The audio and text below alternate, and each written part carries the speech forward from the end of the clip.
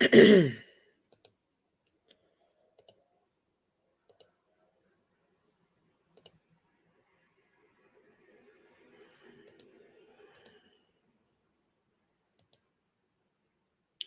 everybody. Just figured I'd go live. Crazy Irish isn't going to do a live, so I figured I would do one.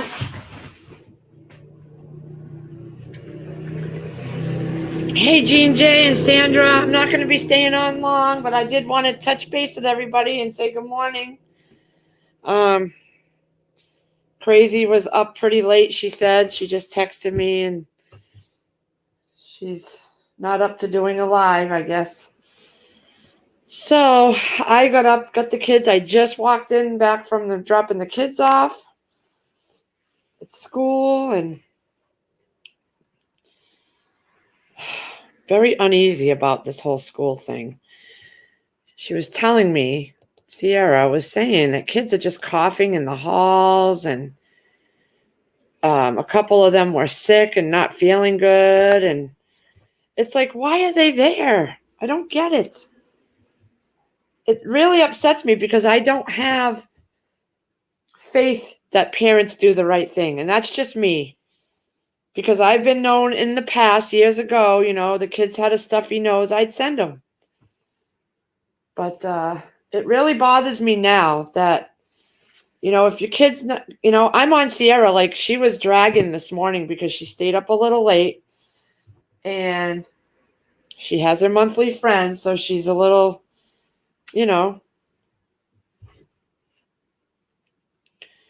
so, she felt fine enough to go to school. She wasn't coughing or sneezing or anything. She was just laggy because of, her body going through that this month. And she didn't sleep good. She stayed up a little too late, she said. So, so I'm on her like right away. Do you have a sore throat? Do you have a stuffy chest? Do you have, can you breathe? Are you having trouble? I am like questioning her like a nut, and to where she's aggravated with me. But these parents are sending their kids to school. It's like, come on, you got other. And I was in the drop-off line. Good morning, Dawn and Han Solo and Angela, and yeah, free babysitting. Rob's a regular life. Hi. Oh. Wow. Okay, so is your channel up yet, Rob? Good morning, Brooke. I would prefer that they start doing homeschooling again, and I might if they don't do it within another month, I'm thinking I might just try to get them into the homeschooling if there's still openings. I don't know. It's hard because Sierra really likes to be, she just wants to be around her friends somewhat. But my gut is telling me not to. My gut is telling me get them home. And Firefly left at 1:00 in the morning. After we all went to bed, I guess she couldn't sleep, so she left and went home. She texted me when she got home. I'm like, oh my God.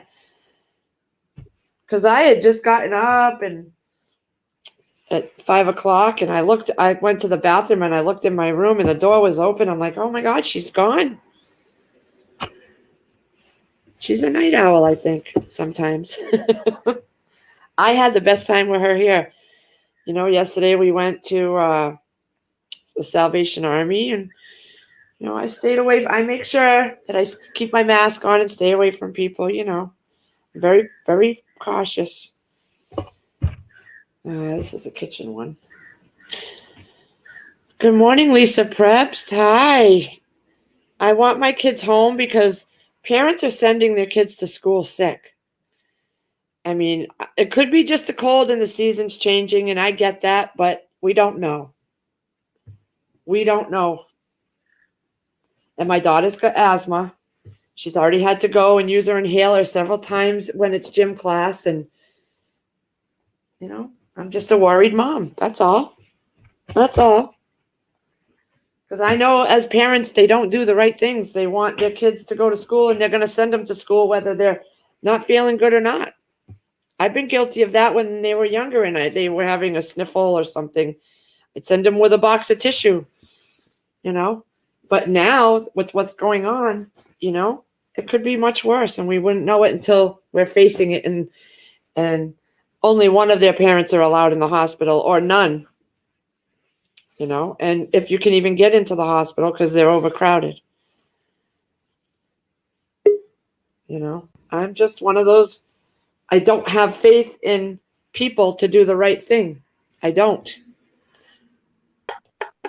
Hey, Miss Pretty. I look terrible. What do I look? This is my, you guys get to see me in my glory. Shoot. Ugh. Oh my God. Oh, please. We aren't here for looks. We're here for fun and being around each other, and yeah, you know, I enjoy your company. I know. I wish I could just be there. I know. What was I saying? Oh, I was going to tell you. Well, follow your gut, girl. If you feel like you need to, you know. I know. I didn't want my granddaughter to go back to school either. I really wish she would not want to, because I don't like it. Nope. I don't either. I don't, you know. There will be a day where this is over. Right. But we'll have something else to deal with. But this will be over, you know. Yeah. Everything goes through, you know, everything changes. I understand that because look at what everyone else has dealt with before us. Yep. You know? It's sad that we have to do that. It's sad it can't be, you know. I believe this thing is real. I do. I don't believe that getting the vax is going to be is going to save everybody. I just don't believe it. No. Well, I mean, it's already, you know, there's a bunch of folks that when they get it, they're having these heart problems now where they wasn't having them before. They're having blood clots and it's a lot of different crazy stuff going on. Yeah, and everybody's body's different, and it's not, and you could be the healthiest person out there and get the vax, and you could still some fluke thing, and you could die from something. Right. You know, well, and they're getting that thing, and they're still getting it. So what's the point? And I understand that it's to make the symptoms less, and I get it, but everybody's different. You know, before this even came about, teenagers on the football field were passing out and dying. Right. Before, or cheerleaders or whatever. They'd get out there, they were healthy kids, and they would just die on the football fields. In practice or on a game or something, you know, and I know it's not a whole lot, but to those families that it happened to, it devastated them. Yeah. Good morning, everybody in chat. 1 in a million. But do I want to be that 1 in a million? No, I do not. No. You know? Well. So as a mom, I'm rethinking. Todd has no problem staying home because he don't like school anyway. Yeah. He'd rather be home. Yeah, he would. And the thing with him, though, is he has an IEP, so I would have to work that out. Oh, yeah. And I would do it. I'd have to put my mind to it. I'm not the only parent out there that has to go through this. I'm going to tell y'all, I really like sleeping on the couch. Did you sleep on it again last night? I did. Look at this. Uh-oh. You and Chris going to start fighting over the couch. I like it. Yeah, he sleeps over here because he's shorter. He can handle this short piece. Yeah. And I sleep on the long end. It's so comfortable. Dang, girl. I'm liking it. I'm liking it. And I told him that this morning, and he's like, so woo, that means you'll start sleeping on it more. I'm like, At least we're in the same room, you know? He's tickled that you're sleeping in the same room with him. We may not be next to each other, but we're in the same room. That's cute. Yep. And I didn't hear him snore too much at all. Oh, you didn't? I was so tired. I was overtired. Yeah, you had a bunch of company. Sandra Moody, see my comment at 7:44. All right, give me 1 second, honey. Hey, Sandra Moody. Brooks, Home Sweet Home. Han Solo, good morning. Yeah. She says it's about all the kids being there. That because they want to prove a point that, oh, it's safe, you know. Right.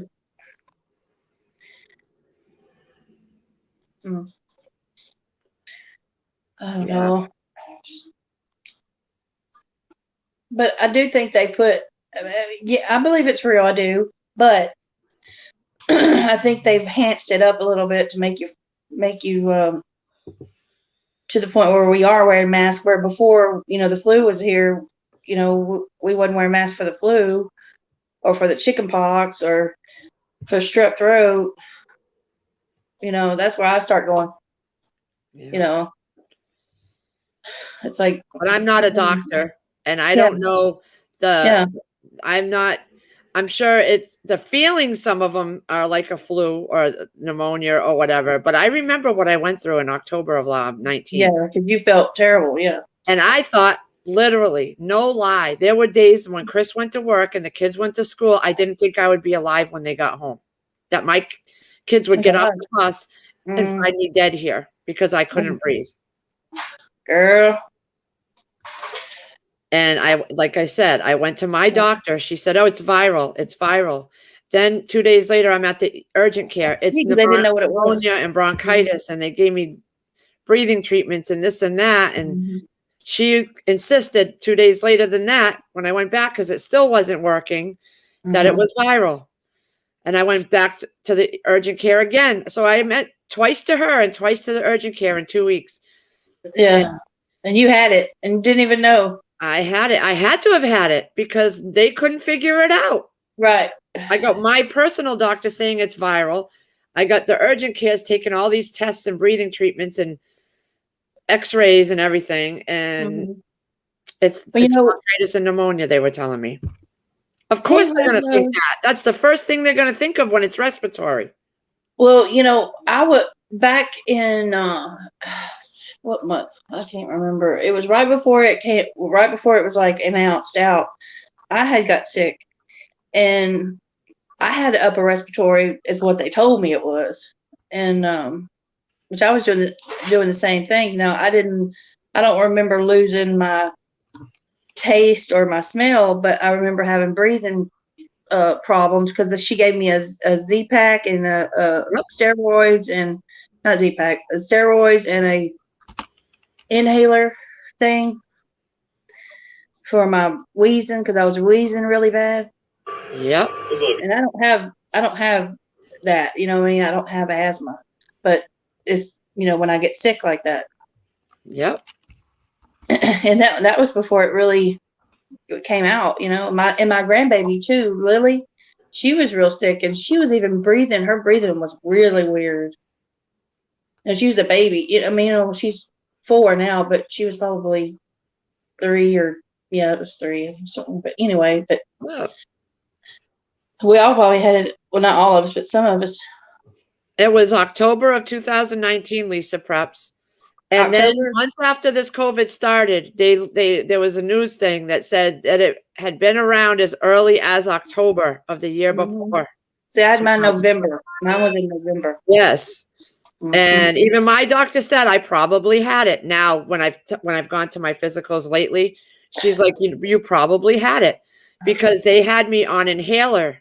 They had me on breathing treatments. They put me on prednisone to open up my airways. It got so bad that every time I felt like my ribs were broken. My back was broken from the coughing. Finally, at the very end, she prescribed, when nothing was working, she prescribed, and I noticed and I didn't lose smell or sense of taste, but when I would lay down, I wouldn't feel good. It would be worse. So I'd get up and I'd move around. Firefly. And so the very end, she prescribed me this big bottle of Vertussin with codeine. Yeah. And after like the second dose of that, it threw me for a loop because I'm not used to codeine anything. I'm not used to it. Yeah. But I started to feel better. but it was 6 weeks later after this started. Yep. 6 weeks. The coughing. Yep. It did ease my coughing so that my chest and ribs could stop hurting. Yes. Oh my God. My ribs are so sore. Man, you talk about. Yeah, I remember. I did that too. Just the coughing part. Yeah. So I remember what I went through, and it's too late to test to see if I have the antibodies, she said, because it's been a year now. Right. Almost 2. This was Right. October of 2019, so 2022. Yeah, October. In October, it'll have been 2 years. Right.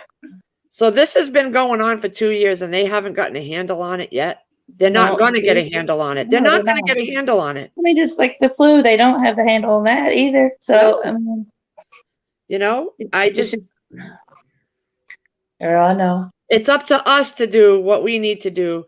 Yeah. And I know I have the option to pull them out and put them in like Lake Ferry did. And I'm thinking about it more and more now. Because I literally stood in the line to drop off, and I was right in front of the door where they go in, and it's held open while they're all going in. And it's a long hallway they have to walk down, and they're on top of each other. Right. Yes. But yeah. And the lunches, they said they were going to have assigned seats, and they are having assigned seats, but they're sitting next to each other. They're not 3 feet apart. They're not even 3 feet apart. Right. It's supposed to be, what is it, 6 feet, right? The CPAC didn't help me when I went through it. And that was just a regular strain of COVID. This wasn't this new variant. Yeah. I don't know. I don't know. It's crazy. I just know that, going through it, not everybody's going to have a mild case of it, no matter if you're vaxxed or not. Everybody is different. Yep. And I can't believe everything I hear out there from everyone. Nope. You only know when it happens to you how it's going to be. Because some people, they have to go to the hospital and be hospitalized, Yeah, but Firefly, I had 3 different antibiotics at that time and nothing worked. Right. Me too. That's why my doctor was saying it was viral. Mm-hmm. I went to my doctor too, and she was just like, it's just a upper respiratory, a viral infection that'll, she didn't really know what it was, but I haven't went back since, but I haven't been sick since either. Right. And for some people, it won't even mess with their lungs. It just makes them tired. Yes. Or some people, it gives them they lose their smell, body aches, and nothing else. Mm-hmm. They lose their smell and their taste buds. Yeah. Some of them do. I didn't. I don't think I did. I didn't. And Sierra, she has asthma already.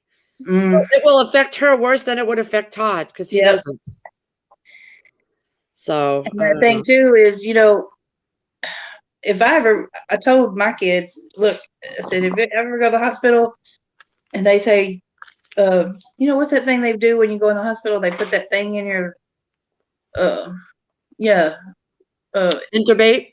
Yeah, I'm gonna be like, nope, I don't want to do that. Tell them no, because that's the worst thing you could do.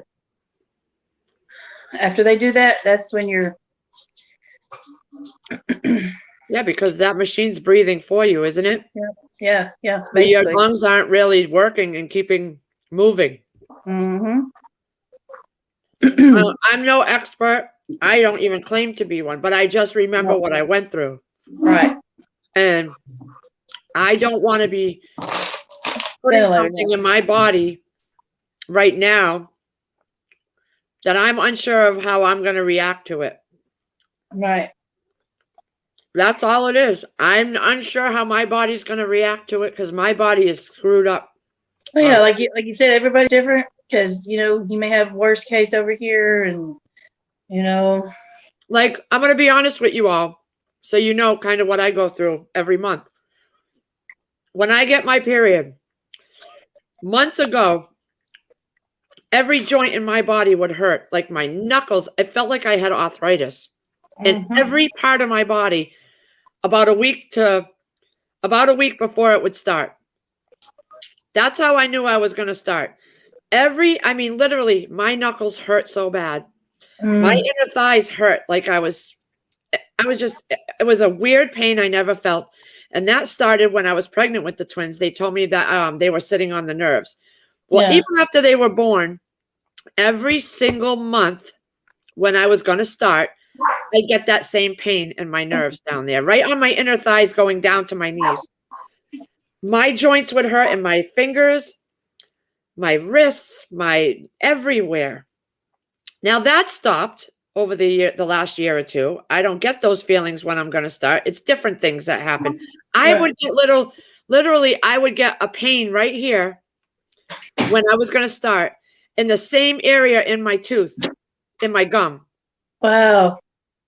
Once, yeah, and it was the same tooth every month. And then once my period started, all these pains went away.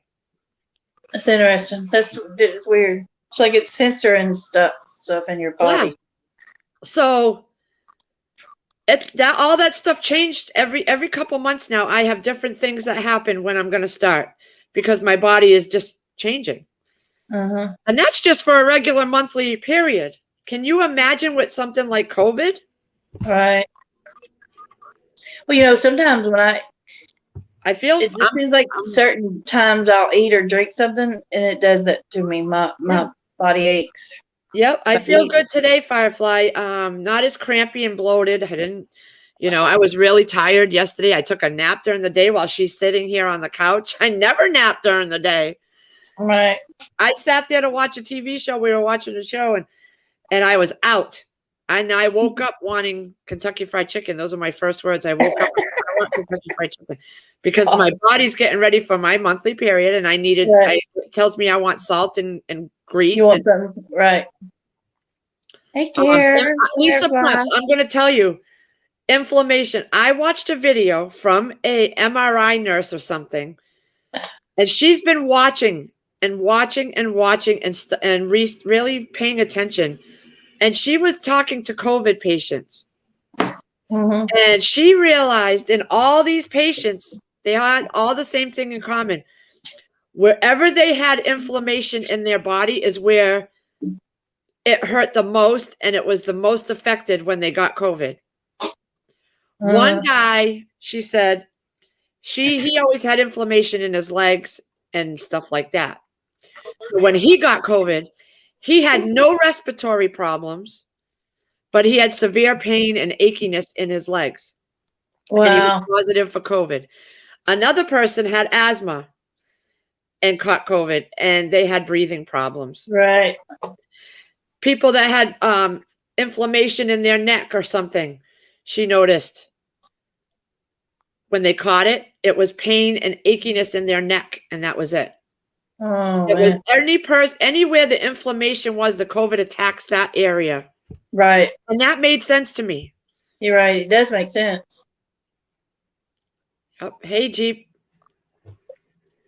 It's attacking. Now, I have from the last bout of what I went through, I have sensitive lungs. Like I have pain right here once in a while. Mm-hmm. Again, when my period's coming, I notice I have a pain over here in my lung area more than ever. That's so weird. And then once it starts, that pain goes away. It's like the vessels or something or it's traveling up to, I don't know. It's weird. We all know our own bodies. Yep. And that's the thing. My doctor, I see her once a year for a physical, and she don't do all that much. All she does is feel here and there, and she runs blood tests. That's it for the normal stuff. Right. Then if I have a problem, I go back to her, but I don't have many problems where I feel the need to go back to her. And I'll go for a 3-month follow-up every 3 months so she can test my blood for my sugar levels for my diabetes. Right. Other than that, what do they really know about you if you're not constantly sick? Right. Right. You know what I mean? Yeah, and some doctors are not good really either. They just. I had a doctor before her that I went in and I had it was a constant earache all the time. She told me I was overweight and needed to exercise. That's what she told me. That's why you have an earache? That's why I was having earache. She didn't even address my problem. She never took the time to listen. Right. So I switched to this new doctor, and she listens. Right. Because this other doctor was all about health and fitness, and she was always exercising. Every time you see her, she was at the gym. So anything that you went in there for, she was going to blame it on your weight. Right. So I got tired of that, and I switched, and I went to the one I'm at now, and she listens. She listens. Right. You know, but unless you're there all the time for something, how much do they really know? They don't every physical, do they ever check your insides? No. Do they send you for, blood work? No. They do the blood work. She does test my blood, but they don't test for every single thing. Mine it's a don't. standard group of tests they do for physicals. Mm-hmm. Unless you're worried about something or you have family things, in your family history, then they'll test for it. Mm-hmm. But they don't, every physical, they don't do like CAT scans and MRIs and ultrasounds and things like that to check your organs. They rely on blood tests, which are not always positive. I mean, not always accurate. Yeah, right. And it could change from mine never. When you went into your physical, it could change a month later. Think about all these cancer patients that go from stage 1 to stage 4 in like 2 months because they hadn't gone back to get checked. Right. Or people that have stage 4 right away and felt fine 6 months or a year ago at their last physical. Right. Well, I know my doctor, mine switched. The place I go to, they switch doctors every so often. So I get a new doctor every time they switch out or something. But now think about how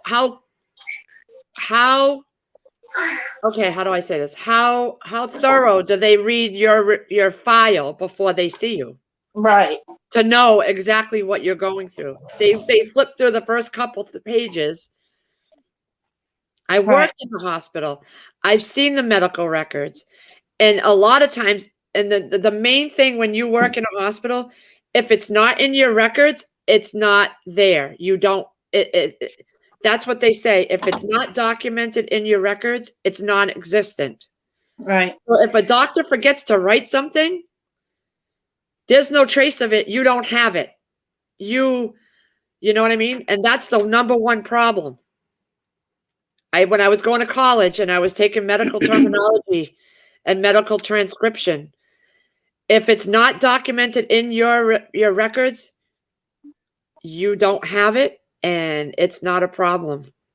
I went to the emergency room a while back, and it's been a couple years, but my legs they were swelling, and I'd have fever and like really just felt awful. And I went to one place, and of course it was one hospital, and they didn't do nothing. They said, okay, well, just take this antibiotic and, and go whatever. I said, okay. So I did. And all right, it didn't go away. They was like, okay, if it didn't go away within whatever many days, then come back. Okay. So I'll go back, and they do the same thing. All right. It still didn't go away.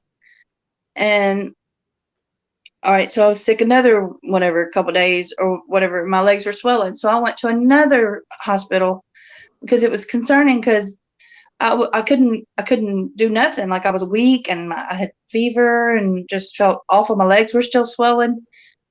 And I went to another one, and I cried to this doctor. I said, please, will you help me, please? Because it was not going away. Well, that hospital said, you're severely dehydrated. They hooked me to the IV and put fluids in me. And he ran tests. And I still really just don't know to this day what it completely was, but it went away because whatever he gave me, I can't remember what he gave me, but it was terrible. And that's the thing too. Like you just said, you didn't know what he gave you, and they didn't tell you what it was. Right. It's whatever they did, they put it in the medical records if they did it at all. So you're leaving there, you're still not knowing what happened. Right. That's not the way it should be. They need to be explaining to you what happened so you understand it, So if it happens again, and so many people, like me, yeah, they couldn't tell me whether it was the COVID, or they couldn't tell me if it was bronchitis or pneumonia. That's what they treated me for. And so the urgent care records, which is all, and the whole thing is the urgent care is part of our hospital. So their record said that, but my doctor, who's also part of my hospital, she's telling me it's viral. They're telling me it's bronchitis and pneumonia at the same time. right. 6 weeks I went through that, and it subsided to where I could go back to work, but I still couldn't breathe very good, but I had to take it easy. Right. It's just weird. The doctor thing is really, they pass on through school, but did they really know what they were doing? No, and so many places are about the money. And it's like I said before, it's not like it was back in the Little House days where they were generally worried about you and they wanted to treat you. They didn't care about the payment. Okay. The payment, they could get it in goods and services and barter because it worked for them. They were all concerned about each other, and it wasn't about greed and money. Now that's all it's about. It was like, I can make a pie for my doctor. Get them in, get them in, get them in, and get them out, get them out, get them out. The same thing as a restaurant. It's all about how many people you can sit at that one same table in a night. Yep. It's clean that table off quick, get another group there, get another group there. It's how many times you can get that table used and served up, but and that's how it is here with the doctors as well. Yep. The check paid. Yeah. And I worked in the billing. I remember working in the billing department I worked there for almost 20 years. And every day, the guy in the finance department, he came in, he was in charge of finances. He would come in and say, every day, it was, where's the money? Where's the money today? Where's the money? Because we'd have to send the bills out electronically to Blue Cross, to Fallon, to Harvard Pilgrim, to United Healthcare. So everything went out electronic towards the end. And then every day, payments were coming in electronic. That's all he wanted to see, was what payments were coming in today. And when you have question is a hospital saying that, where's the money? Where's the money today? That's all it's about. Let's see what tests we can get ran today. Exactly. Let's see what observation. When you're in there for observation, your insurances only pay for like a night or two. So they would make sure that they got you out maximum at midnight. Yeah. At midnight when they weren't going to pay for another day, whether you needed to be there or not. If they know, us billers are trained to find out what's going to get paid and what's not going to get paid. Right. So observations, when you're in there, they only pay for a certain, every insurance is different. So that's sad. The length of stay depends on what that contract is with the hospital. If and they're not going to let you stay an extra day under observation, even if you need it. If the insurance and then you have pharmaceutical people that go in there and say, okay, if you give so many prescriptions away, they get money. If you give so many of this medicine away, you'll get, if you write this prescription for this medicine. See, that's just crappy. Yep. That's so supposed to be a doctor. My dad. Hey, Mama Bear. Yeah. Hey, Han Solo. Yeah. Good morning, Mary. Yeah, so that's why I've worked in these fields. I worked in the billing field. I worked in the ER. And let me tell you, when you're registering a patient, the first thing you get is the insurance information. That's it. Right. And if you don't have it, they put you last. Wow. I've been there. I've seen it. Good morning, Lake. We have to use certain codes to make sure we get paid the maximum amount. Right. Whether that's sad. And I quit my job there in the outpatient mental health part of it because I worked there for 6 years. Because they were asking us billers to change numbers and change charge codes. And I knew, and they were having people that, because when you're a biller, you go into the special part of the software, only you're allowed in there. Other people were not allowed in there because a change of a number can mean bad things. So they were letting people that were not authorized to be in that part of the software. And at that point, I had gotten out of the billing for the hospital and I got into authorizations. And as a person that did authorizations for the outpatient mental health, I wasn't allowed in that billing screen anymore that I had been in the previous 20 years because that wasn't my part anymore. And they were making us do it anyways. I knew what I was doing because I had been in billing and I knew what everything was, but other people that did that job with me, there was another girl, she'd never been a biller.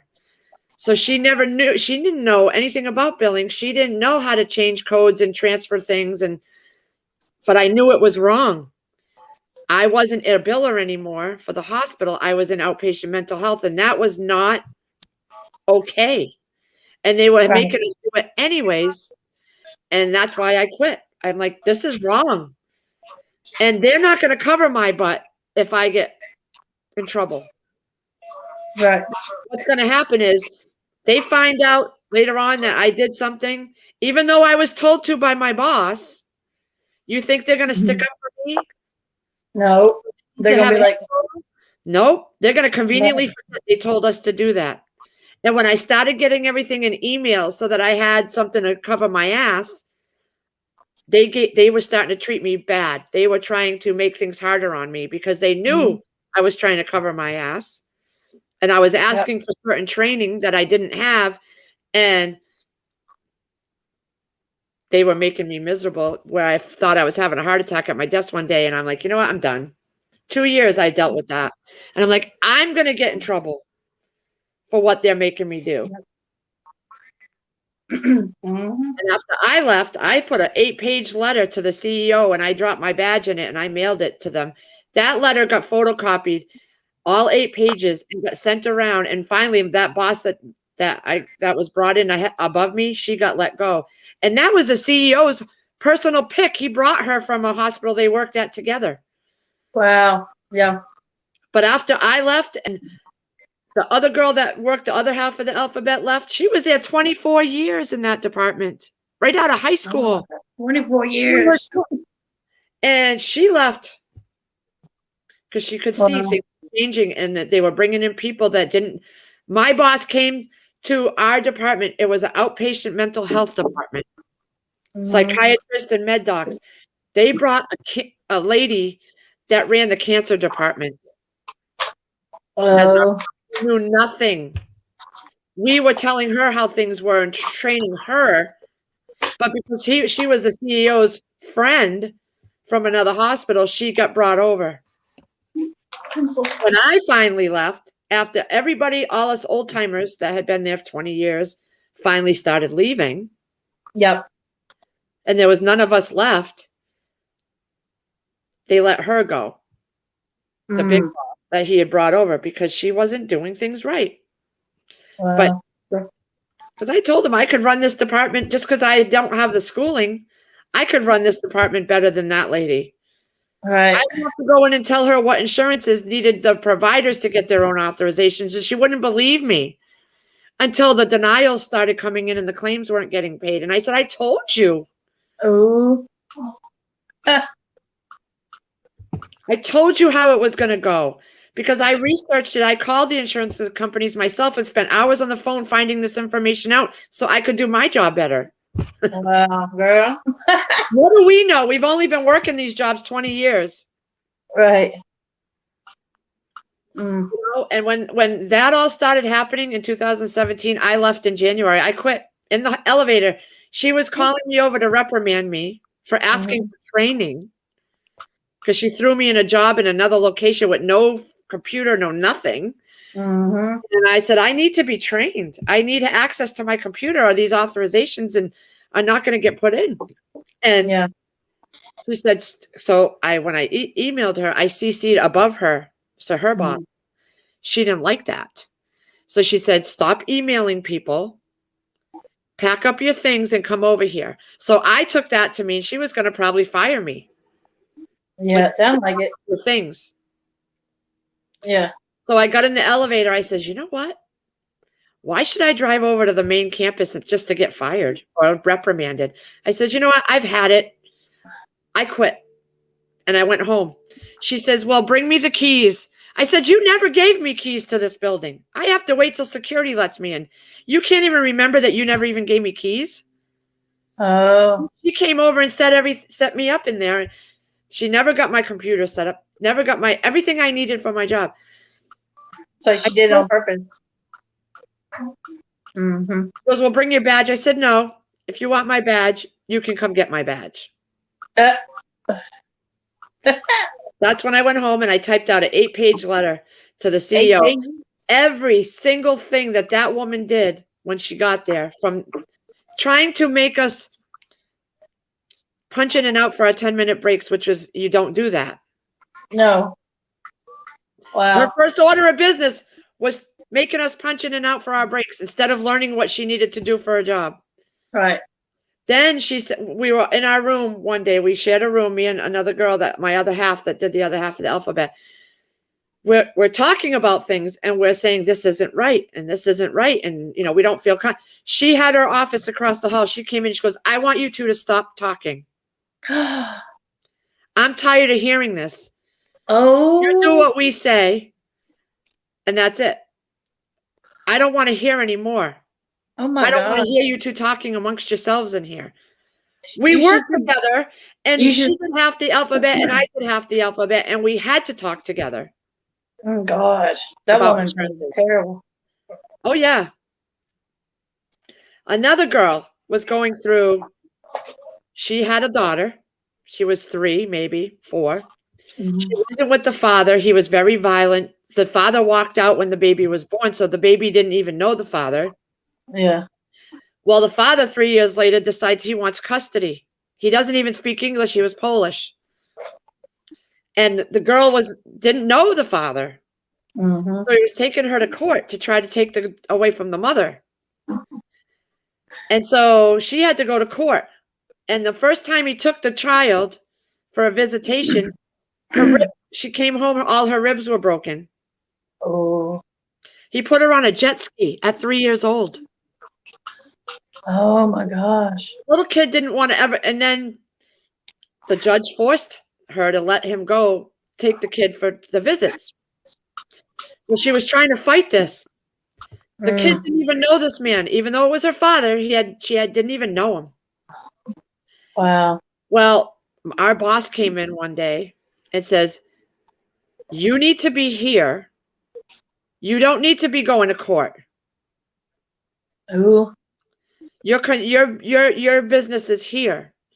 What person says that to not try to protect your kid? Right. So they wrote her up Mm. because she had to go to court. She went to court for a custody hearing. It was an emergency order protection. She was trying to keep her from this man. Oh my gosh. The second time she came home from her dad's, she had a broken arm. 3 years old. Oh my gosh. And our boss, who's a mom, is telling her, you need to worry about your job. I was right there. I heard the whole conversation. My boss left and that girl was crying. She didn't know what to do. Oh. So I put that in my letter to the CEO. I says, this is what your manager is doing. Right. Your mother is not going to worry about her daughter first. Right. If her own mother is not going to try to protect her.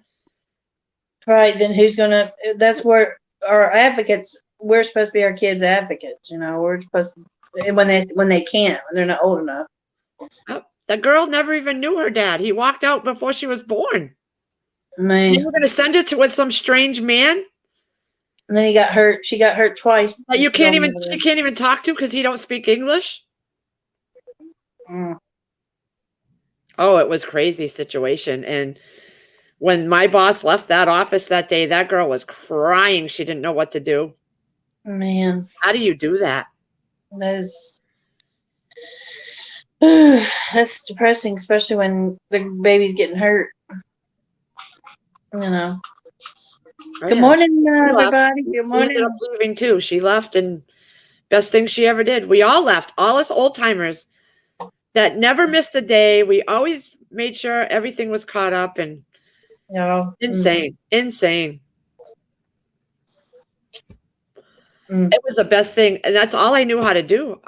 I did that since I was 16. Yeah. Medical billing and working in the office. I didn't know anything else. Right. But I left, and I didn't go back to work from January till April of 2017 because I didn't trust employers anymore. Right. Because you know what? I sat here and vegged on the couch, watched TV 24/7. When the kids got home, I did, what I needed to, but it took me from January to April to finally get off my butt and look for a job because I just was bored now. I'm gonna have to deal with that. And I went to the Center of Hope where I worked there, and I worked with the handicapped and mentally ill, and I took them to jobs, and it was a totally different environment. I was out in my car all day, I was out doing things. I wasn't in a cubicle, and I couldn't believe there was a different way out there for work. Mm-hmm. Then this came along, and I got laid off along with everybody else, and they haven't brought everybody back. Right. Because that company was a nonprofit, so they didn't bounce back. They still haven't bounced back. Right. They habs, and you can't have all these people around each other. Yeah. Good morning, everybody. Good morning, Mama Bear. Moonlight, Prepper, Fluffy. Yeah, Moonlight, Prepper Steady. I just dropped a link, guys. But this is why people aren't going back to their old jobs. It has nothing to do with the $300 unemployment. That may factor in, but I can tell you a lot of old schoolers that have good work ethics, they don't want to deal with the shit anymore. They know that they can take training and go find a different line of work where you're valued. Yeah. And they're not going back to these jobs where you're getting treated like crap and your schedule gets changes every 2 minutes. That's another thing they did. Mm-hmm. They had other facilities around all these different towns around here. So they would change your hours and your location whenever they felt like that. So these people that had kids in daycare and shit, they were told, you figure it out by tomorrow or you're done. Wow. Literally, that same girl that they did that to, they moved her to another location and changed her start time earlier. The next day she was supposed to do that. They didn't give her no warning. No warning. Who does that? Yeah, that's shitty. And if they're trying to get you out, that's what they do, because you're not going along with their way of thinking and you're causing a ruckus or you're questioning things. So that's what they start doing to get you to quit. Yeah. Yeah. Trying to make it miserable, so you will. And it's not just here. It's everywhere in the United States they do this, especially states that can hire and fire without any real reason. Right. So that's why these people are, when they sit there in the news and say, oh, it's because of the unemployment, the $300 extra is nothing. Right. When you think about it. No. These people are not wanting to go back to their old jobs because they realized they're at peace now. Right. They feel better. It's crappy people. Right. And they can go and get a different type of job and branch out to something different. Yep. That's the real reason. Yeah. I worked at one job at the bank. I worked at the call center at the credit union. And I've done everything in the bank. I've been a teller. I've been in every department you can think of at the bank. Okay. And that's just because I was wanting to just learn new things. I was a teller for 4 years, but then I went over to the call center and then I did other things. I worked in the mortgage department. I worked in the dispute department. But anyway, I got up to the call center and worked in there. You see, I got robbed about 3 or 4 times at being a bank teller. But anyways, there was this one manager there. She was, okay, we had our main manager, and then we had an assistant manager. Well, the assistant manager was racist. she would make things for the other employees, and she wouldn't give the other employees anything, and she was very favored toward other employees. We had that too. Yeah. I had a Spanish one come in, Mhm. and she would literally have our meetings in Spanish when most of us were white, and there was just a couple Spanish in there. Mhm. Then she started slowly making us white people miserable to where we left, and now that whole place is run by Spanish. Yep. To this day. Yeah, I was having my oldest daughter, she'd have anxiety problem real bad, so I was late a lot. Well, she would write me up and whatever, but I ended up just quitting because I couldn't. I was like, well, okay, I understand, so I quit. But then there's a couple people behind me that quit because of the same woman. Well, she wrote a letter to the CEO. She's like, that's why do you think they called me Maxwell at the time, was my last name. They were like, Max, why do you think Maxwell left? She left because she was being treated unfairly. Yeah. And I don't know, it was just a bunch of ruckus with that, but that company's no longer there where I was. So good morning, Garden State Gardener and Farm and HVAC and Ninja and Prepper Steading and Longboarding. Hi. Yeah, that's no one. I mean, the news isn't going to say this stuff. No. They're going to blame it on that booster payment from unemployment. That's what they're going to say, because that's the easiest way for them to get people to do what they want. They're not going to go in and say, okay, these companies are making it so miserable for you, for their employees, that the good ones leave. They want the ones to leave that have been there because they're making more money. They can bring in these younger people or these newer people for less money. Yeah. And then when they get to that level of pay that we were at, they're going to do the same things to them. Over. Right. They'll start over. I watched 3 people. The guy that hired the lady that hired me, he got forced out. Then she got forced out. And then we got another one, and she got let go when I sent that 8-page letter. Yep. So I saw 3 people above me in that same position get forced out in the matter of 6 years. Because shit rolls downhill. And the minute you start saying, no, this isn't right, or no, this doesn't make sense, or that's when they start messing with you to where you leave. Mm-hmm. Yep. I was a damn good biller. The credit lady, the lady in the credit department, okay, she retired. But before she retired, now I started at this job when I was 16. I didn't have any medical billing experience. They taught us there. The girls in the department just taught you. They taught you about every insurance, what was allowed, what wasn't, what they would pay, what they didn't. I didn't have schooling, and I was one of the best billers because before she retired in the credit department, she said my accounts didn't have any outstanding balances because I made sure we got paid. The hospital got paid. Yep. And the patients I spent a year and a half. There was this one lady, this patient that I had, she was elderly. She was constant. She had 2 insurances. She had TRICARE and she had Blue Cross. Now, every month she was calling in there to give them her insurance information, and they would always put something in wrong or put the wrong insurance first. So she was constantly getting bills when she knew she wasn't supposed to get any bills. Right. They finally put her into collections. It took me a year and a half working on my own time sometimes, calling both insurances, getting EOBs sent to me. Finally, I got all her accounts because she came in a lot. She was elderly. I got it all squared away where the hospital owed her money. The same hospital that was putting her in collections all the time because their insurance people weren't putting the insurance information in right. Oh, that's aggravating, yeah. So when I left to go to North Carolina and I left my job, she was begging me not to leave. She didn't want anyone else touching her account.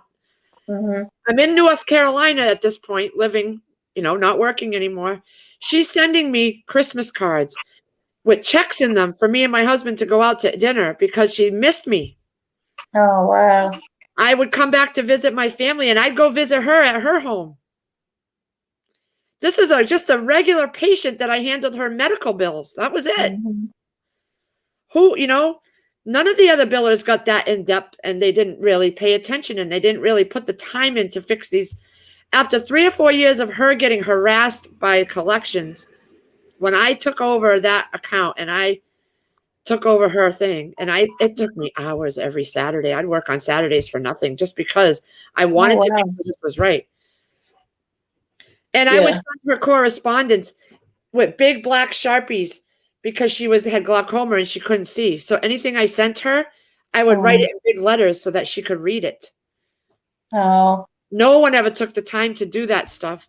Oh, no. And so that credit department lady that retired right before, she said, this is one of my, she would introduce me. This is my number one biller. And I had been there the shortest amount of time. Some of these people had been there 30, 40 years billing. Mm-hmm. They wouldn't. They didn't go above and beyond for their job. No. You know, that's the kind of work ethic you need to have. Right. No matter what job you have. You know, they didn't want to sit on the phone with the insurance company for an hour. So they would just put it off and write it off or whatever. The amount of money that was getting written off for our department, instead of them researching it and trying to get it paid, it was insane. They would write $20,000, $30,000 off a month. And it was stuff we could get paid. So I would just go back in my accounts and I would make sure my write-offs were like $200, $300 a month, because I might have been a little late on an authorization. But I always researched and went back and got the hospital money when they would have been losing it. Yeah, insurance companies, I mean, they're terrible because, I feel, because I just went recently about, I don't remember how many months ago, and my doctor wanted to do an MRI on my back because on my neck or my back, I can't remember. I think it was, I have back problems and I have neck problems. And I had a wreck a long time ago, which is from that. That's why I have neck issues sometimes. But they wanted to do an MRI. Well, the insurance company said, no, they wouldn't pay for it. It was like, well, then I suffer then. Then I just sit here and suffer. You know why? Because MRI company is not affiliated with the hospital. So they do their own billing. And if it's not authorized, first of all, they're not going to pay for it. That's the hospital's job to get the authorization most times. I know for mental health, it was the hospital's job, but, and if they're like with Sierra, when she hurt her ankle and they had doctors come in that weren't part of the network, but they don't tell you that when you're going in, they just have you see the doctor. And then if it's not part of the network or the hospital, it could be someone from another hospital there doing something. They're going to bill the hospital charge for you walking in the door to the hospital, but then that actual physician is going to bill as well. Yeah. And if it's not under the network that your insurance is under, they're not going to pay. And that's what happened with me. They didn't tell me when they brought Sierra in to this doctor that was in the office that day that doctor was from a different hospital. I think it was Beth Israel. So that doctor just was there treating people, but treating them under their own NPI number, not the hospital's umbrella NPI number. So if that doctor is not under an NPI number that is contracted with the hospital, they can bill on their own. But that insurance don't have to pay for it because that's not in the network. Right. Well, they were doing that to a lot of patients. They were not telling the patient when they walked in. Evidently, that's what they did for me because my insurance said, we're not going to pay for that MRI. And I thought, okay, well, they don't sit there and try to help you figure it out. No, they do not. They do not. And if your hospital don't have those capabilities, you're screwed. Like our hospital don't have certain capabilities. You have to go to a bigger hospital an hour away. You know, even the ambulance ride. If you take an ambulance and they take you to your hospital, but then they take you to a bigger hospital that's out of your network, you're going to get charged for that. Wow. And see, they don't tell you that. They don't tell you that. Sneaky. They did it to me. That's sneaky. They did it to me. I went in to see our regular foot doctor, but then she prescribed, she needed Sierra to go and have something done on the ankle. But it was a doctor that wasn't affiliated with the hospital. They were just there with privileges that day. And Who's that? I think it's the guy down the road. Oh boy, he's probably dropping off veggies or something. What's he doing? I'll be right back. This guy that walks the street, he has a house down there, and he brings us veggies and stuff from this apple All tree. right. So hold on 1 minute. All right. Ginger Ninja, what would you dream about? Sandra, CJ, hello, Chef Kicker, Moonlight, Mama Bear, Farming Havoc, hello. Firefly. Garner State Garner, hello. Yeah, and I had went to my hey Jean J. I went to my mother-in-law's doctor. Her heart doctor said there's nothing more they can do for her. Well, we went to her primary doctor and she wants to do an EKG. And I said, why do you want to do an EKG? Her heart doctor, we just went to her heart doctor. Why do you want to do that? And I figured they just probably wanted to charge the insurance company just to get the money. So anyway, it's aggravating. So yeah, Ginger Ninja, you're gonna have to tell us your dream. Something is coming. I don't have dreams like that and nothing happens. I hope so, girl. I hope it's something good. Nothing bad. I hope it's good. Ginger Ninja.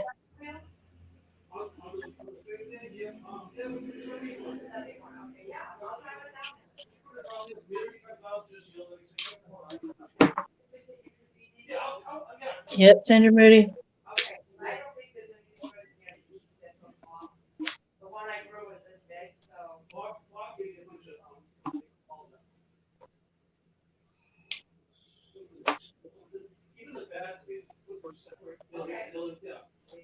Rebuke that dream, girl. Rebuke that bad dream.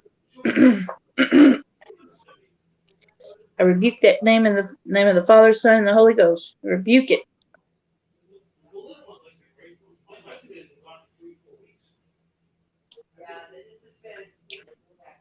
Walking. Mama Bear's walking. Walking, walking, walking.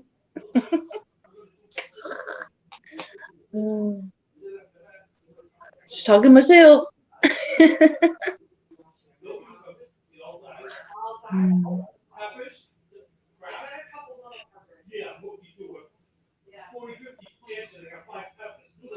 That's right, Chief Kicker. You gotta rebuke them kind of dreams. You rebuke it in the name of the Father, Son, and the Holy Ghost. Whenever I have bad dreams, I do that. Han Solo, how you doing? Ripper, you're pooping. Ugh. Get off the pooper, man.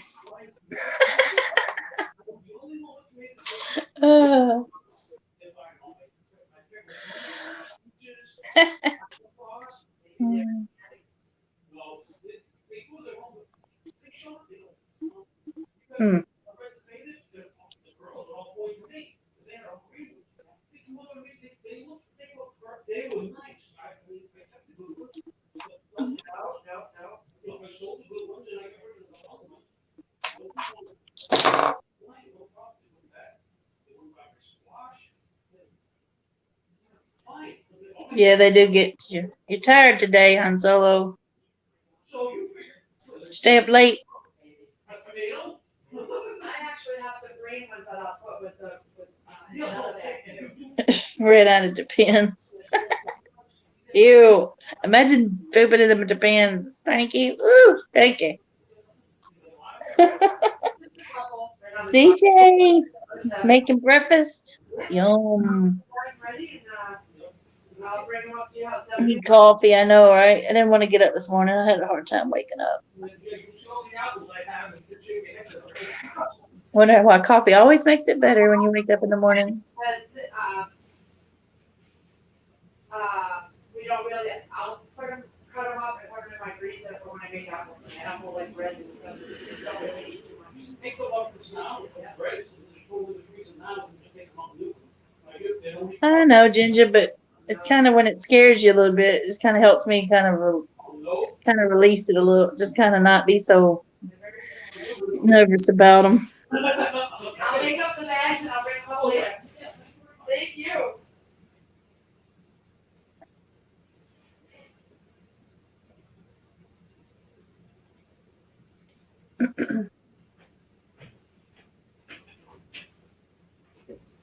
Oh, you're off till Sunday night? Oh, that's cool. Oh my God, I still have Kentucky Fried Chicken here, and I got some of that cake here. Oh my gosh. What am I going to do?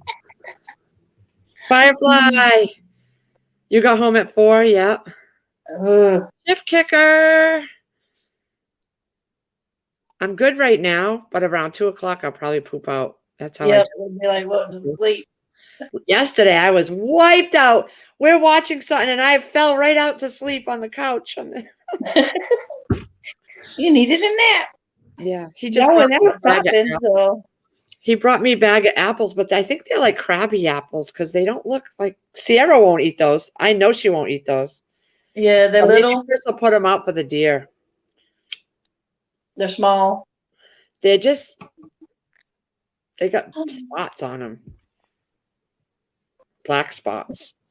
You could probably cook them down, peel them and cook them down and make like applesauce or whatever. But I have so much applesauce on my shelves downstairs that I have to start using up. And did you make the applesauce or did you? No, I just the little cups and the big jugs that you buy. Yeah. Okay. Because they don't eat a lot of it. So a lot of it doesn't make sense for me to can stuff because it doesn't get eaten a lot. Right. It just sits there. That mill that you go like that with and it breaks it all down. But I'm going to be honest. I don't enjoy pressure canning a whole lot. Nope. I have to be in the mood for it. And I just remember my mom's applesauce was really good when she pressure canned it or when she canned it. But I tried to water bathe can once and it didn't go well. My jars just floated everywhere.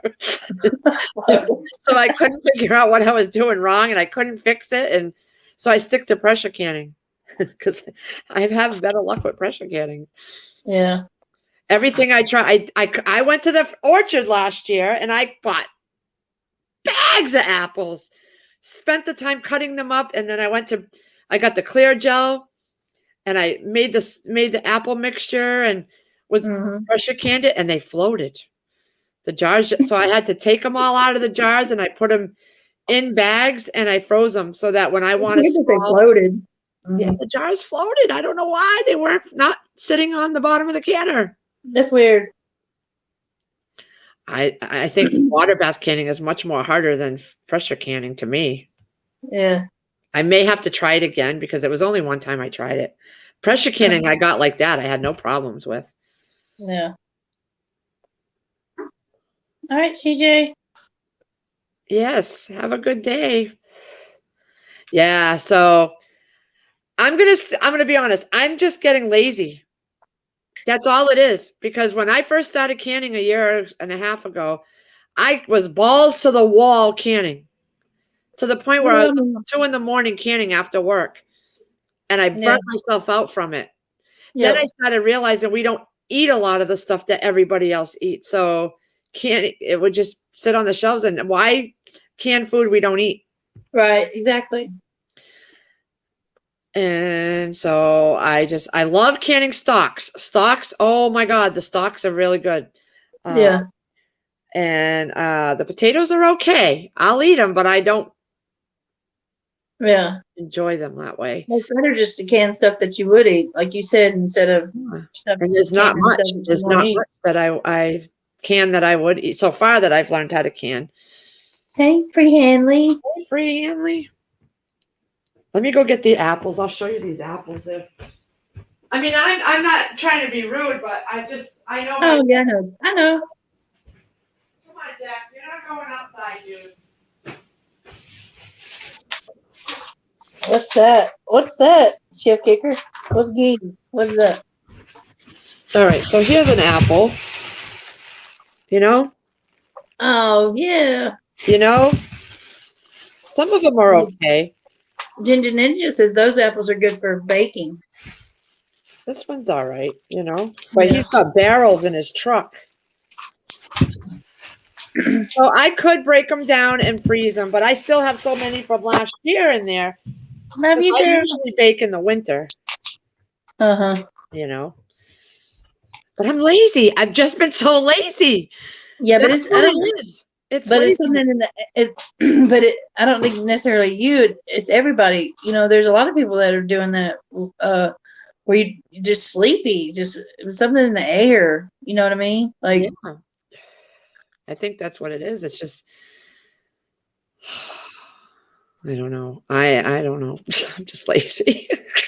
yeah. Butter. Oh, okay. Yeah, ghee is butter. Okay, I didn't know what that was. I was like, what? What's ghee? That's shelf-stable butter, which that interests me. But that's a little bit of work. So I would have to watch video after video after video, watch it really well. To do ghee, to do the butter? Yep. But I'm tempted to try that. I'll probably do that over the winter because I have one whole 7 cubic foot freezer with 4 packs of butter, like up the wazoo. I buy butter all the time. Man, though, I bet you that kind of butter is good if you do it yourself. I'm going to buy another food saver because of your video. Worried that if mine craps out. Yeah. Yep. And Chris even said I should go get another one because I do so many meats. And but you can also, I think Shadow Dancer bought the spare rubber parts for it to replace the seals on it too. So you can buy replacement parts for some of these food savers too. I'm the type of person that when I try something new, I have to be in the mood to try it. And a feeling will come over me when I'm ready to start something. And I can talk about it for months and months, but until I wake up that morning and say, hey, okay, I want to try this now.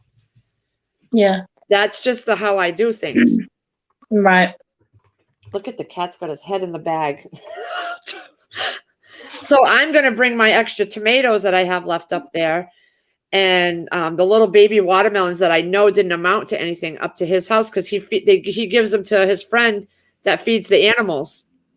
Oh. So I was wondering because I have these little watermelons that I pulled off the vine, but they're not ready. There's nothing to them.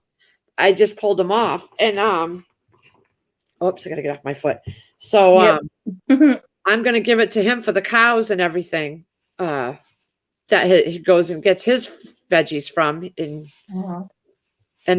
he saw my rotten tomatoes that are rotted out. He's like, I'll take those too and give them to the animals. I'm like, okay, that's fine. Right. Because I was just gonna have Chris throw them in the woods, Right. But yeah, the winter time is when I like to start doing things in the house, like canning and things like that. Yeah, when it's cooler. Yep. And he got an apple out of the bag. He got it. The cat. Yeah. Oh my gosh. Jack, what are you doing? Oh, he probably can't see. You can't eat that apple. Well, Chris found on the floor last night, he got into one of the tomatoes off the porch and brought it in the house, and he was biting it up, and it was rolling it around on the floor. He is rolling around in the bag, on his back. He wants a toy. Yep. Hey, Rob Road. Yeah, I got to actually go down. Tomorrow is Wednesday, right? Yes. All right, because tomorrow is that store down there. They have Wacky Wednesday, and they have eggs on sale. So that's when I pick up eggs for Chris. He takes 2 eggs a day, 2 hard-boiled eggs a day. And I'm running out. He is chewing that bag. Oh my goodness. I got quite the house to clean up today. I got to put the couch cushion back, put everything that Stedding gave us, all my spices, and clean it all up. Yeah. Yep. You know what, guys? What? Hold on. I'm going to see. Hold on. Let me double check and see if I saved this or not. I wonder if I saved it. Oh, I did. All right. Give me 1 second.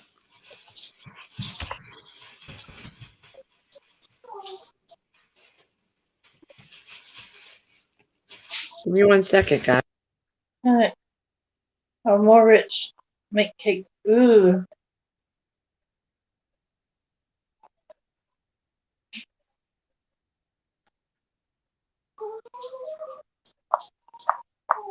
Mama Bear, you saw what? A girl wearing fishnets with shorts this morning while you were running? I'll be right back. I gotta get something.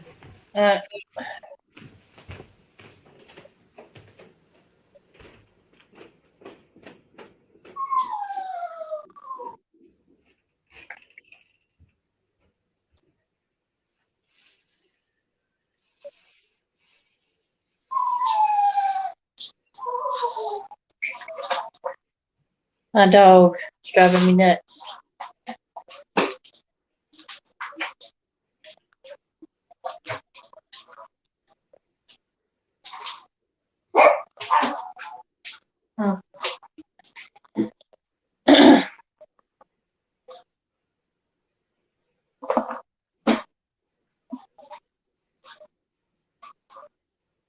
Sherry, how is it going over there in Canada? Is it crazy or what?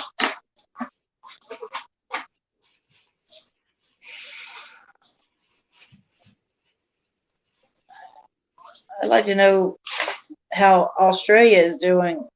People in Australia, I wonder how they're doing over there. Okay, I got a surprise for y'all. Uh-oh. I'm gonna do that giveaway. What? Yeah. Okay. Why not? I told you it was gonna be a surprise. I wouldn't know when I was gonna do it. I got 32 people here. Look at my wings. Oh my God, guys. You're all here in the lot. Look at my hair. Holy moly. I put my way back. It's terrible. Okay, guys. Give me 1 second to beautify. All right.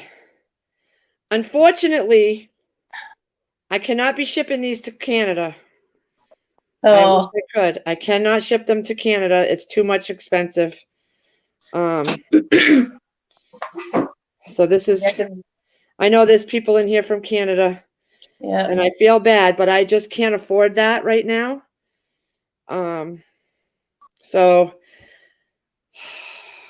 when the U.S. Postal Service stops raising their prices, because they just did a hike right now, a price hike. All right, guys. And I'm doing more than, I'm going to do 3 Thrive Life. I wish this would stop with the freaking, but I'm also going to do some of the things Stedding gave me. Oh, I just kicked the apple across the floor. Hold on. I got to find it. Where's that bag of yummy stuff that he gave me? Hold on. Right here. Oh, I'm sorry, Sherry. All right. We're going to do,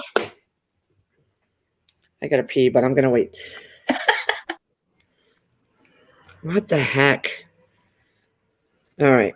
It's got a glare on it. This is the grilled seasoned chicken slices. Pantry size can. Pick a number from 1 to 100. No. Hold on. I'm going to change it. 1, 2. Okay. I'm going to change it to 200. Okay? Between 1 and 200. Whoever gets the number or is close to the number without going over. We'll get the grill. Stop cleaning the apples, dude. We'll get the chicken. Hey, Jill. Hey, Jill. All right. Pick a number, guys. Pick a number. You said 1 through 100? 1 through 200. 1 through 200. Yep. Can I pick?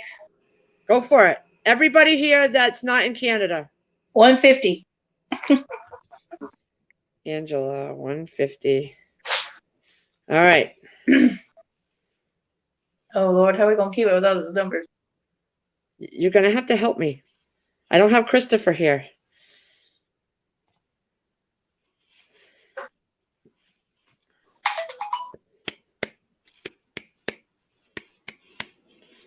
You have to bear with me. I'm alone and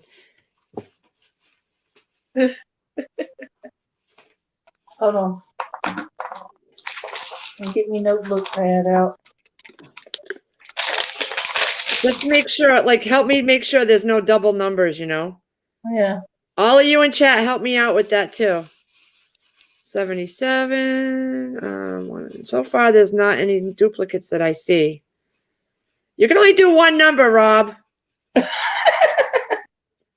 And if you're going to mess me up like that, I'll just wait till Chris gets home and do it.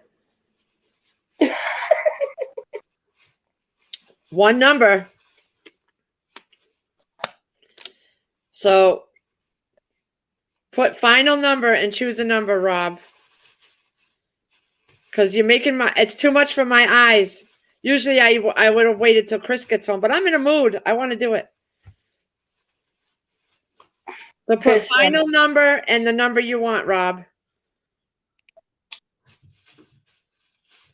You're being a goofball. I picked the one that the apples are flying out in the hallway. Oh my gosh. Rob, which number do you pick? Final 38. Okay. Okay, let me go up here and change it. You realize how hard this is going through the chat? Making sure no one. I'm going to give you till 9:05 to pick all the numbers, get all the numbers, and then I'm going to put in the comment a line, and that's it. After that line, no numbers. Oh my God, there goes the apple down the hallway. Oh goodness. At least they're good for something. Let's see. I'm going to look in this bag and see what settings gave me, and I'm keeping that Lowry salt. All right. Farm and Havoc, is that your final 120? Because I got you at 156. 120 Farm.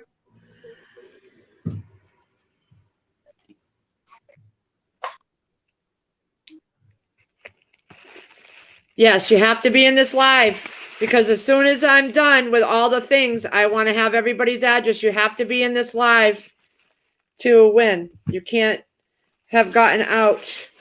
I need the address.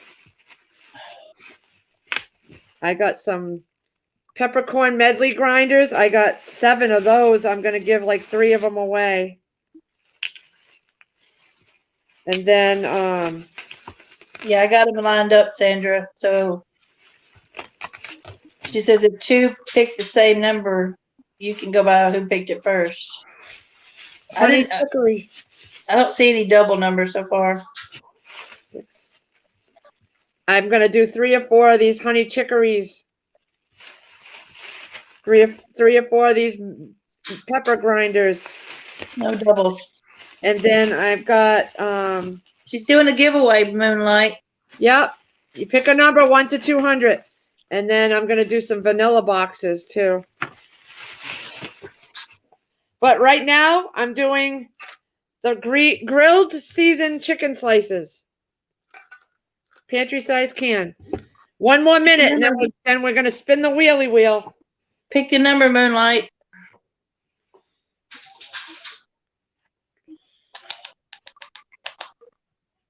Yeah, I told you it was going to be a surprise whenever I felt like doing it. Surprise. Okay. 8. All right. She's giving away some chicken right now at this one. All right. All right. We're going to spin the wheel. I'm going to share the screen. Rose. Pick a number, Rose. Pick a number, Rose. You got 1 minute. That's it. I got to share my screen. 1 to 200.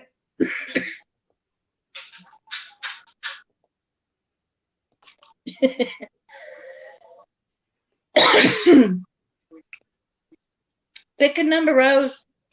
Okay. We have a 7 in here? I don't think we do. No, there's not another 7. Okay. I got to write it down. Oops, I'm hitting the wrong screen. This is a screen I need to hit.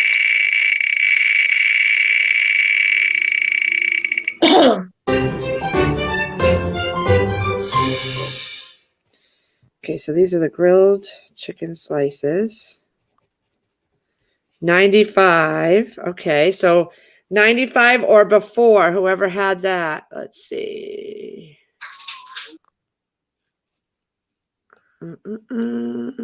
It's like see, I got Jill has 77. Rob 38, Han Solo 76, Care 13, Shift Kicker 43, Jill, Sandra 132, Jean 71, Garden State Gardener 66, Ocean Ram 157, Farm and Havoc 120, Ginger Ninja 74, Firefly 114. oh, I guess it would be Jill. Yep. Jill E. Jill E.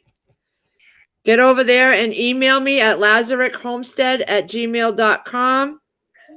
Oh, I didn't see 88 in there. Yeah. I don't see your number in there. I got them all wrote down. Yep, I don't see it either. Jill was 77, then Rob at 122, Han Solo 76, Care 13, Shift Kicker 43, Sandra Moody 132, Jean J 71, Garden State Gardener 66, Ocean Grand 157, Ginger Ninja 74, Firefly 114, Rob 123, 117, 74, Ginger Ninja again. Mama Bear 111, Rob 66, Rob 38, 99, 38 Final Rob, Farm and Vac 120, Jean J 71, Moonlight number 8, Rose Young 7, Moonlight number 8 again. Dawn says I'm 188. I mean, I'm 88, but that was after we've already picked. Yeah. So you were a little late, honey. Yeah. Okay. So Jill E. lazarichomestead@gmail.com. I'm going to put now. Congrats, Jill. All right. Next up is carrot dices. Oh, wait. I got to take this off. Hold on.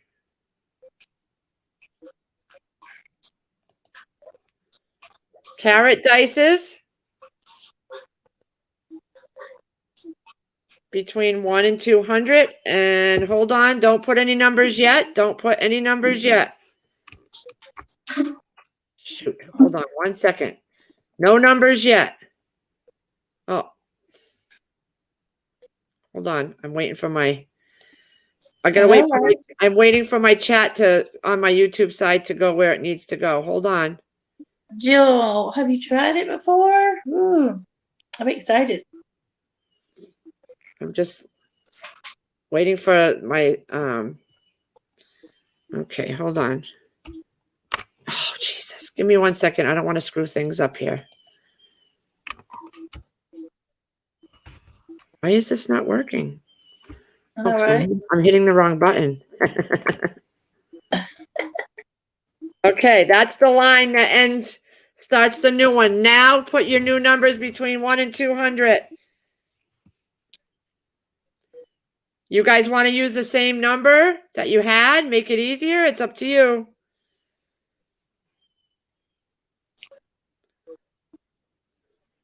So these are going to be the carrot dices. They're in little pieces. They're not these whole carrots. Hear it? And at 9, it's 9:09, 10, 11, 12, 13. At 9:14, I'm going to close it out, and I'll put another line. After I put that little line, no more numbers. 9:15, I'll give it, because I got to go. I'll be right back. Gotta pee. And I got to pick up the apples down the hallway. Hold on. Oh, there's one in the middle of the hallway down here.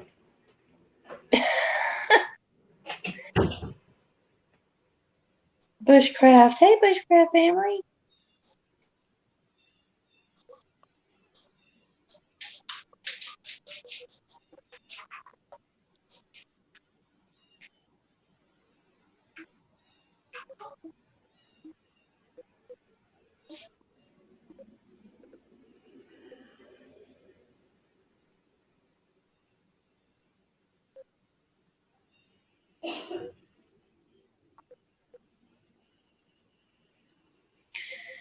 I'm picking 150 again.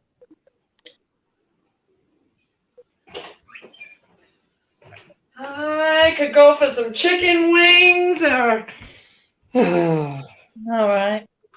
I got leftovers. All right. Rob. Finally, is your number one? Is you okay? Are you picking one for Henley?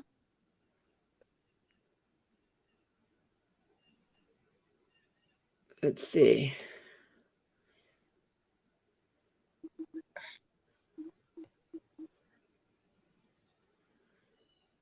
Yeah, I got you, Bushcraft. Thank you so much. I appreciate your help. Sure. Free Hanley, did you pick a number? She says up here, I don't know if she meant one. Okay, one. Did you pick one? I think she picked one. That's what it sounds like to me. Okay.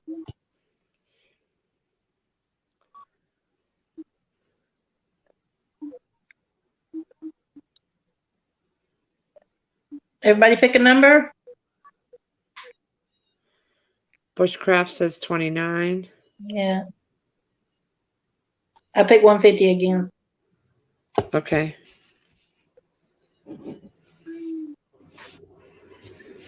Okay.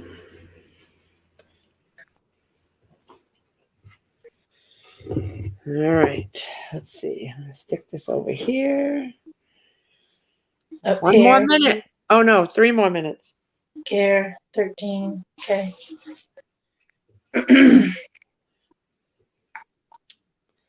Using the same. Okay. Let me see. Let me get some of these.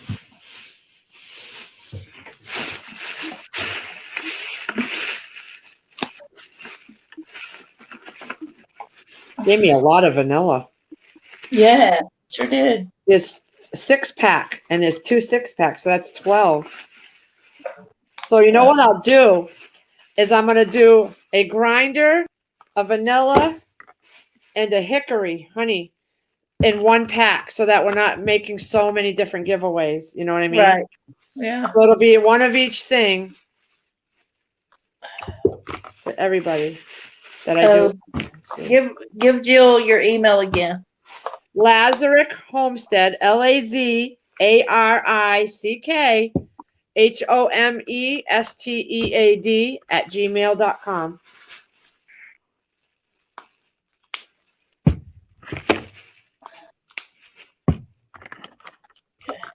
All right, Sherry. Thank you. Sherry picked Free Hanley picked one. Yeah. Okay. There's no way I can use all these spices up, you know. Right. I mean, I could, but it would take me years, and he's brings stuff up every time. So they're all sealed with the plastic on them, and so nothing's been opened. And I'm literally taking the vanillas out of the box. I mean, out of the package, so you know they weren't opened.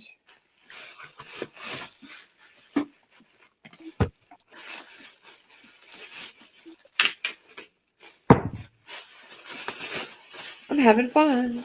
1 more minute. 1, 2, 3, 4. I'll do 5 sets. How about that? Rose, you want 7 or 12?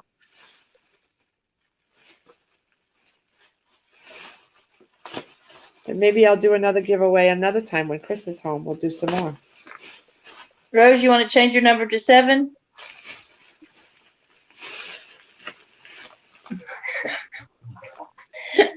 Okay, so 12. Okay, got you down for 12, Rose. It's okay. Hey, Lorraine, pick a number 1 through 200. Lee's doing a giveaway. Yep. Good morning. Okay, I got you, Rose.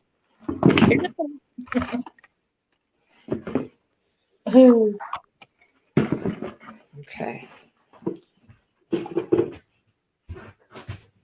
Okay, stop the numbers. Okay. Lorraine, you want a number real quick? Let me draw the line. Yeah. Lorraine. Drawing the line. Okay. I was trying to give Lorraine a minute to pick a number, but she hadn't picked one yet. Pick a number, Lorraine. 1 to 200. Now I'm drawing the line.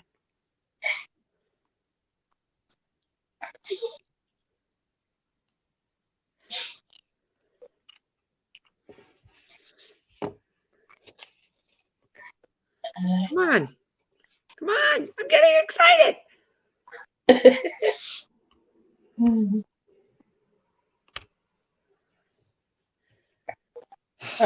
Shift kicker did it for you. All right. Okay, Thank line's you, drawn. Everybody, that one's done. All right, I'm going to let her do it. 57. All right. 57. I got it. Okay. Now the line is drawn. Here we go. All right. Okay, here we go.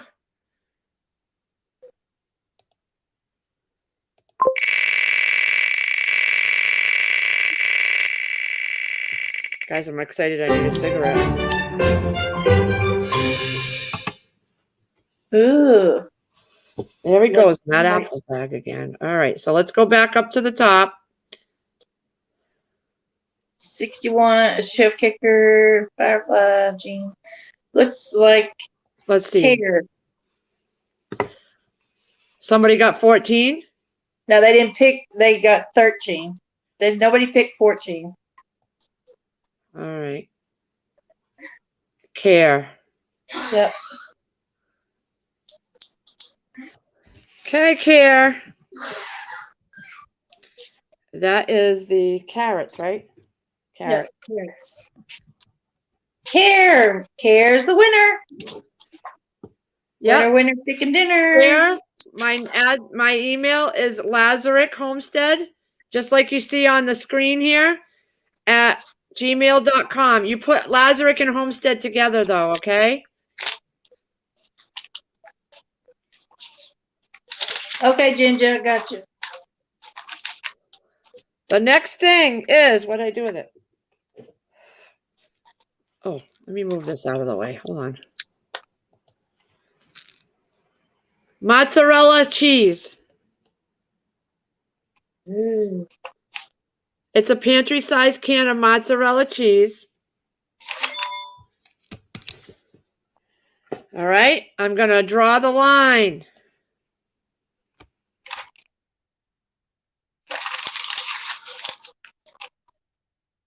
Now you can pick your numbers. I want 78. Okay. 78 is taken by Angela Giggles.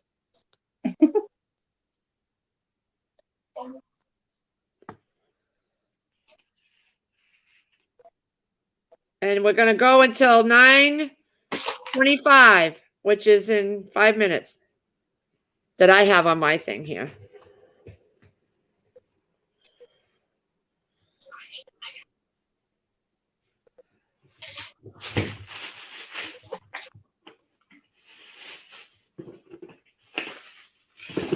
I'm just bagging these up so I can keep them separate, and I stick a sticky note with your name on it.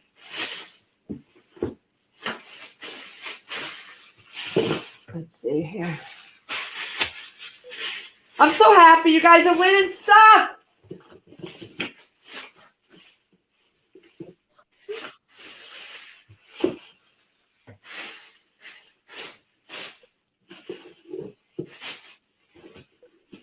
Okay.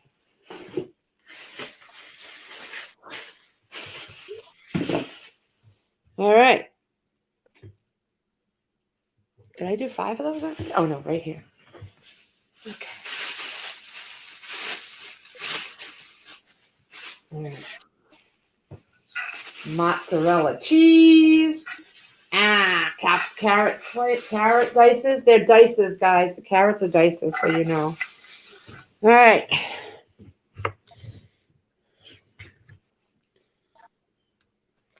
Hit those thumbs up if you will, too. Yeah, hit the thumbs up button. I don't usually worry about it, but I want to see some thumbs up today. 100 million.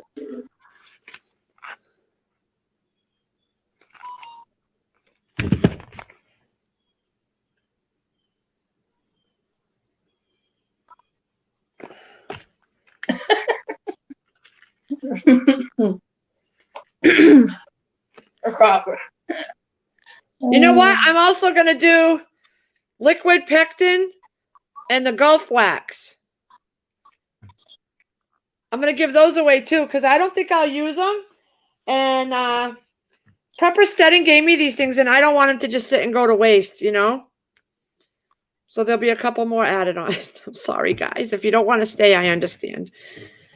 But I'm going to do it. Send your mailing address to email I put so Lee can send it to you. Congratulations. Yes, you have to send me your mailing address by the time this is over. My live stream is over, not the giveaway part, but the whole live stream is over because I'm going to bring these to the post office tomorrow. And whoever's address I don't have, I'm not going to send it out. I'll save them for another giveaway. Has everybody got their number in? I can stop it early. I mean, it's 9:22. Yeah, Ginger, I got your number in. Ginger Ninja. Oh, I opened it yesterday, Ginger Ninja. I was going to do an unboxing, but Chris got into the jerky. I think he got into the jerky. Let me see. He opened it up, ate it. Oh, no, he didn't. But he did take the Slim Jims, and Sierra took the Slim Jims. And we're going to try the, actually, I'm going to have the peanuts now. Thank you so much for that. I can't wait to try that summer roll. I think it's called the summer roll. Summer sausage. I never had one of those. Eat it with some cheese and crackers. Yeah, baby. Cheese and crackers. I'm eating your nuts, Ginger Ninja. Thank you again.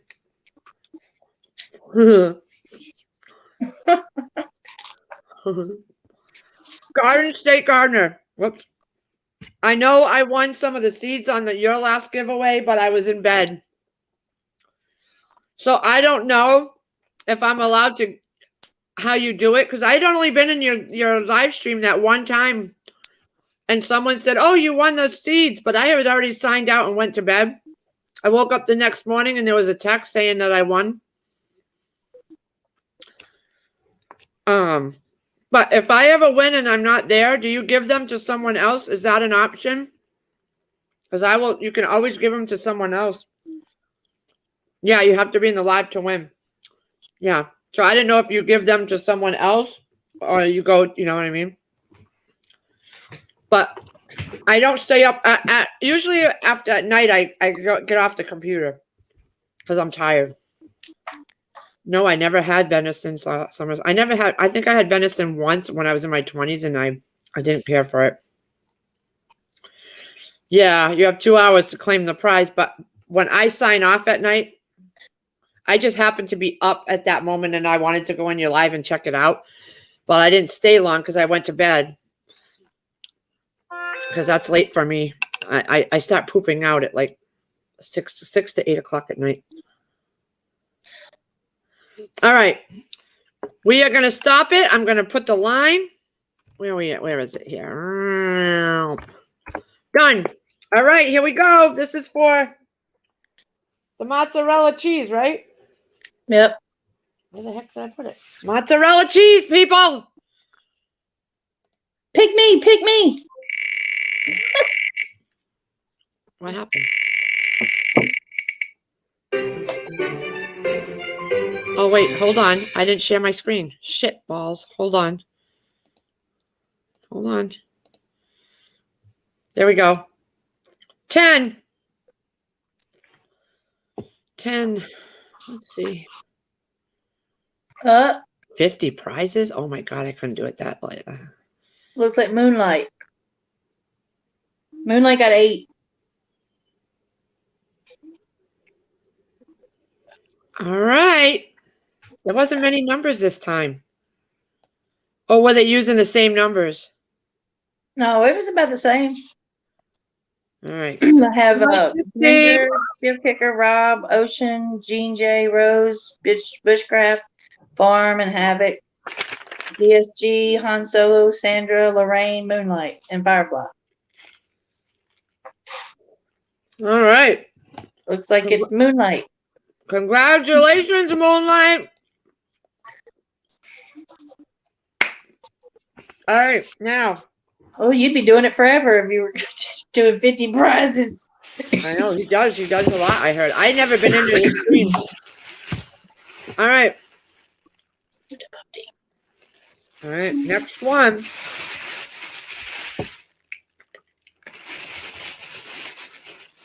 One of each. This is honey chicory rub. Don't do a number yet. Give me a minute. This is a peppercorn medley grinder. Premium vanilla. And it is 2 full ounces. Let's see how big a box that is. From McCormick. All right.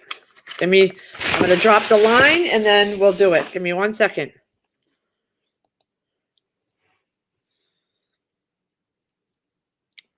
Yes, Giggles, you're already going to get a set. That's a good idea.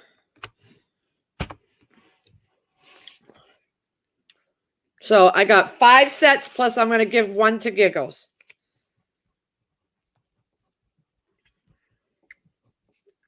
All right. And I have Giggles' address.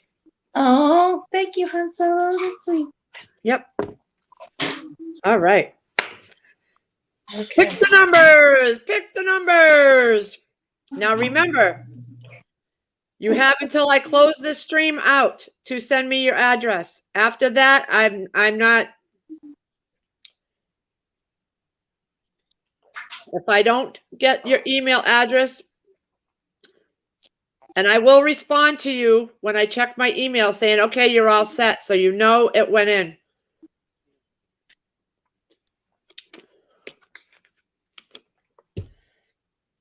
He only gave me 1 of these. I'm keeping this baby. I never had that. Which one? Which one? Lowry's seasoned salt. Oh, yeah, no, yeah, that one. I put that on his ribs the other night. I've never had that one, so I'm keeping that. He only gave me 1.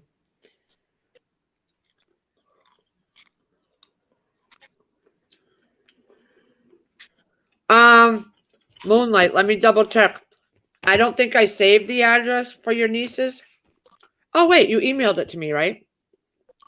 Let me check. Hold on. Let me check. It's 8:29. I'm eating my peanuts. I hardly ever eat peanuts, but my gosh, they're good. Lorraine, right. which number do you want, Lorraine? 117 or 150? All right, Jill, I got your address already, honey. Thank you.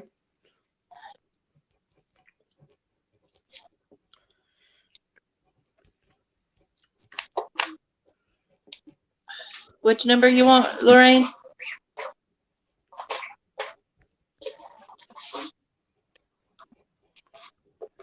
All right, Jill, you're all set. And Moonlight, let me go double check and see if I have that.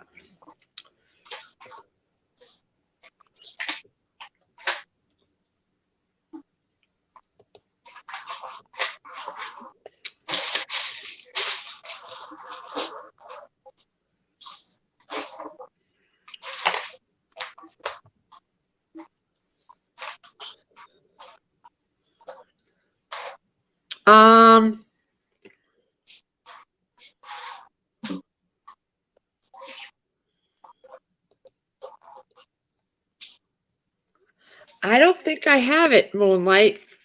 Send it to me again, honey.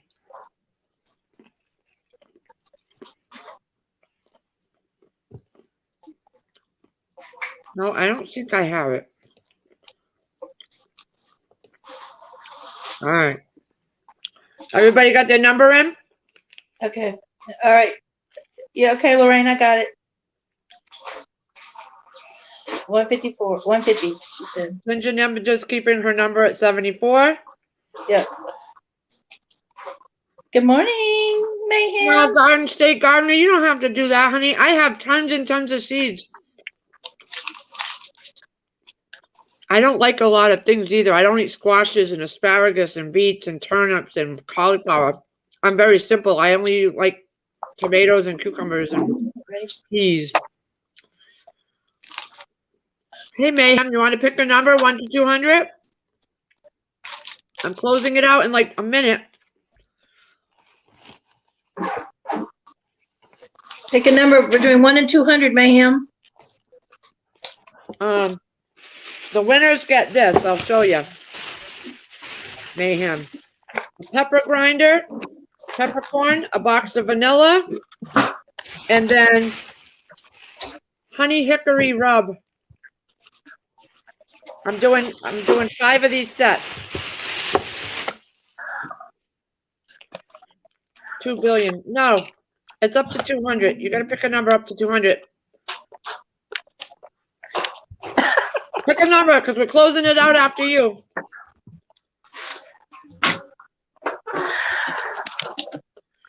Hey, Jeff. Jeff, you just missed my Thrive Life ones. I just gave away 3 Thrive Life items.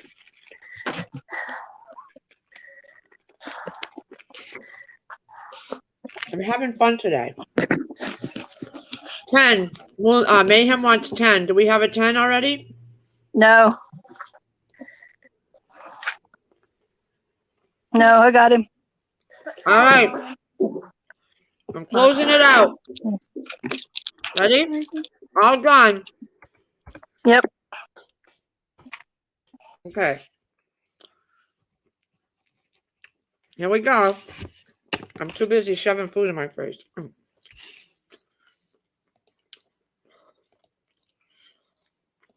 I'm going to share my screen again. Here we go.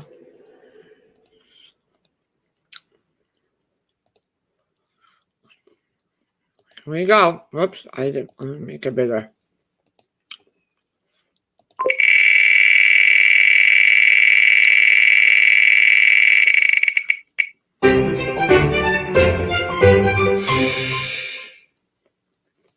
$50.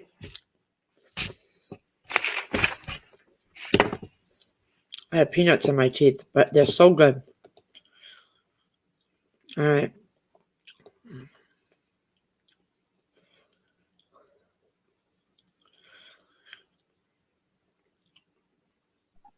It looks like it's Han Solo. Oh, wait. Mark. Mark, yeah, shift kickers. Mark Chester. He got 36. Boy, you're good at this. I'm slow. All right, Mark Chesser. My email address is lazarichomestead, like you see up there, at gmail.com. You have to send me your mailing address. Before this live stream ends, you have to be here to claim the prize. Because I'm mailing these out tomorrow.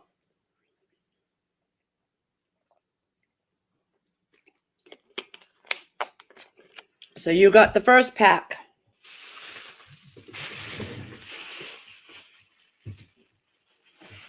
One, 2, 3, 1. There we go. Putting everything that's already been won in the box so I can keep track. Okay, 2, 3, 4. All right, I got one more bag, so I'm gonna do 5 of those packs, and then I'm gonna send one to Giga. Okay. And these are compliments of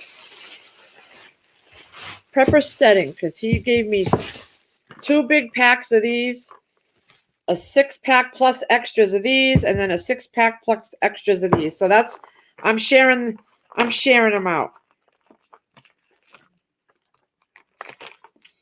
Because I have like two or three actual gamma buckets full of spices and stuff. And Wait, hold on before you do the next one. I got to run her to the bus stop. Okay.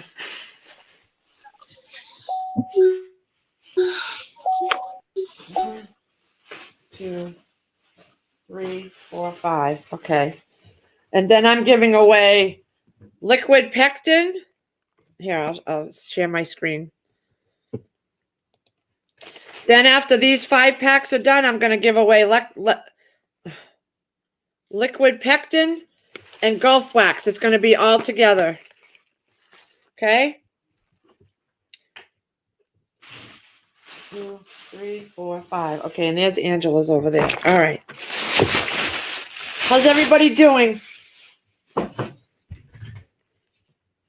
Should I try this by myself or should I just wait for her?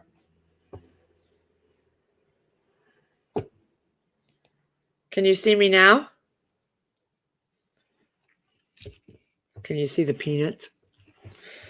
All right, so we're going to do pack 1. Mark Chesser won that. Can you see me now, Jeff? Sandra Moody, you'll help? All right.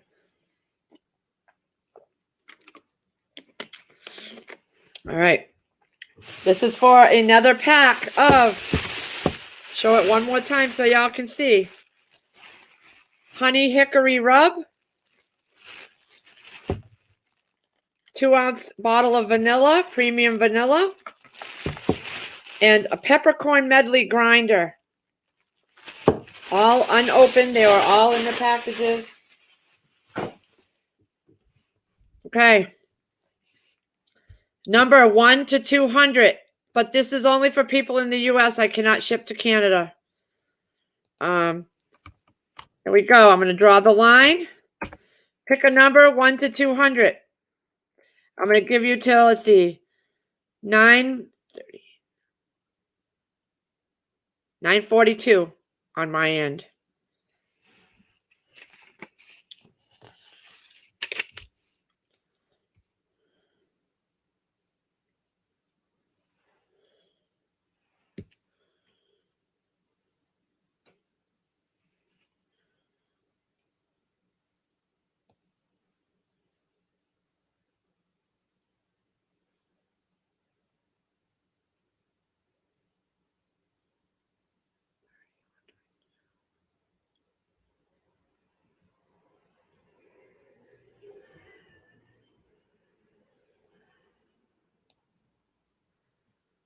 Thank you, Sita.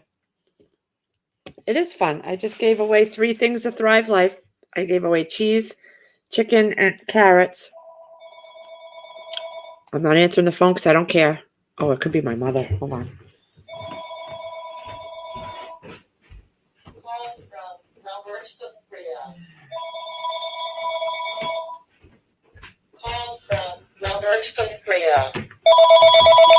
I'll be right back. I'm just going to tell her I'll call her back.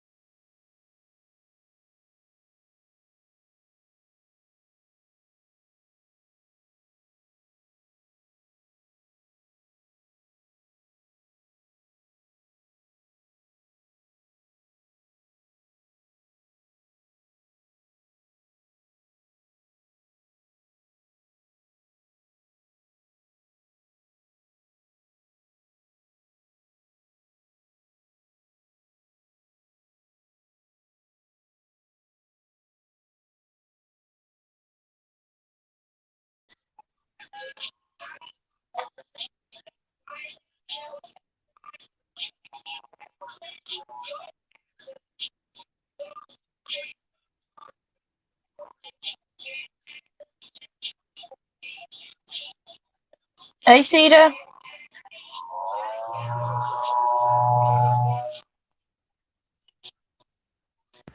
One minute left. Sorry, I'm on. No, hello, Sita. No. Did y'all hear me? I hear you. I got 1 minute left. I'm on the phone with my mom. I'll be right there. 1 minute. Okay, it's fine. Firefly.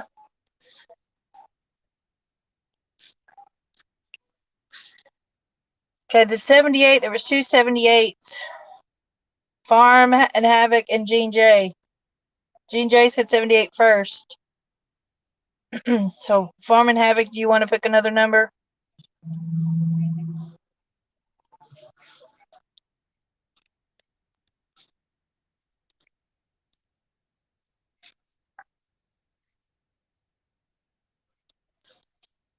Ginger, I got you at 74 still, right?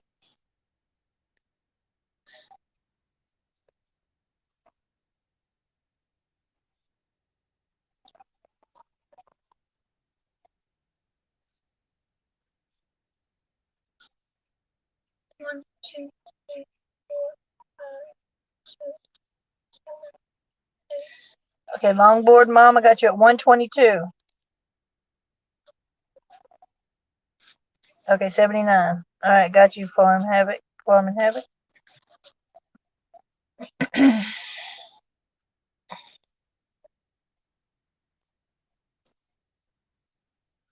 Okay.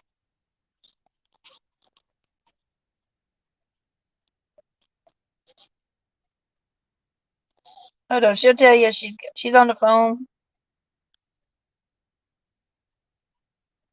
Oh, crisis answer. That's what your number. You want it to be 200 instead of not 30. You don't want 30 anymore. You want to pick 200, Sita?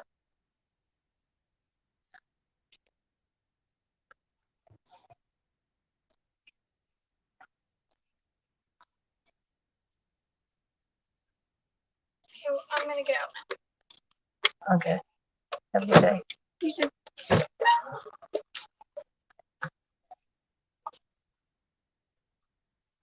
No, not yet. Sita, she's still doing that one. So I'm gonna say 30. And Farm and Havoc, you said 98, not 79. You want 98?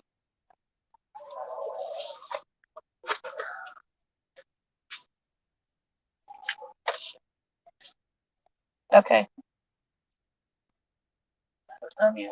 Love you.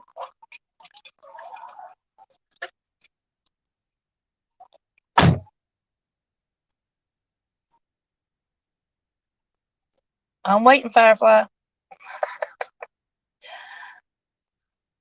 I wish I could come up there.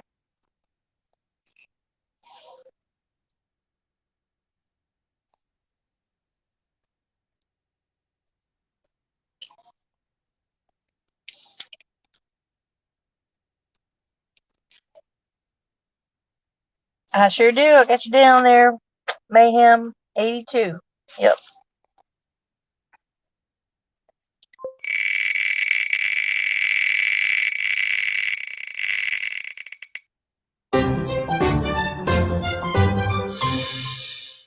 $19.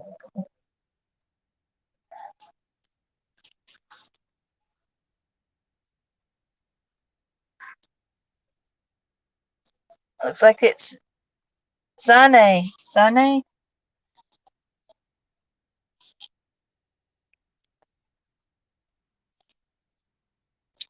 Am I saying that right? Zane?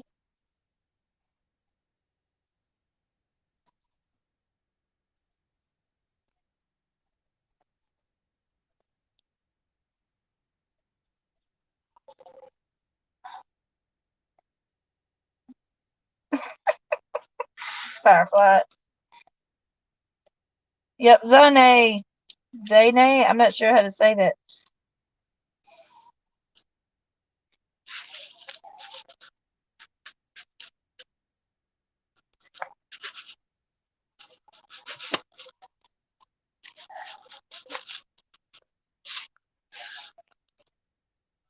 Congratulations, Zane. Hey, Susie D.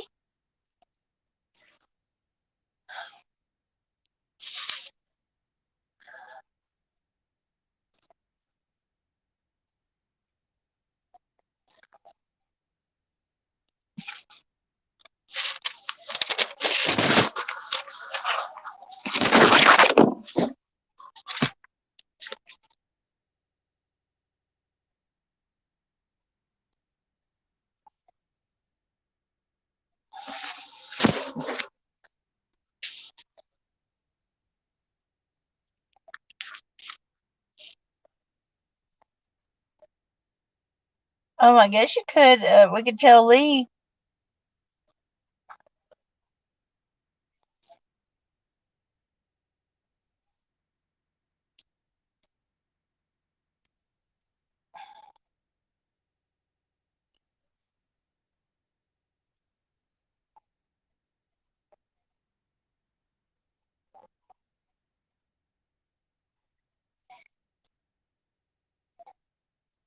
And we just have to figure out who's the closest mod who got it. Who got it? Morning, Chris. Okay, that was my mother. Bye, care. Have a good day. All right, so pack number 2, we got Zani. Zane, yeah, but she wants to give it to the mod. Whoever picked. She wants to give it to the mod nearest the number. Oh, Zani, you're trying to kill me here. Okay, hold on. I got to go back over to my YouTube side, and now all my comments have to scroll down because they don't scroll as the StreamYard one does. So let me wait. Let me get it to the bottom here. It's scrolling. All right. So I have Sandra Moody as a mod, Susie D as a mod, Firefly a mod, Shift Kicker a mod. Okay, hold on. So we Mayhem got Studios is a mod. okay, we got Susie D. You said 50. Okay, and who? Firefly. Yep. Who else? Shift Kicker. Put a check mark or something next, or circle them. Yeah. Okay. Got Shift Kicker, Susie D. I have Mayhem Studios as a mod. Firefly. Yep. Who else? I'm looking. I think that's it. Han Solo. Oh yeah, Han Solo. He didn't enter this one though. All right.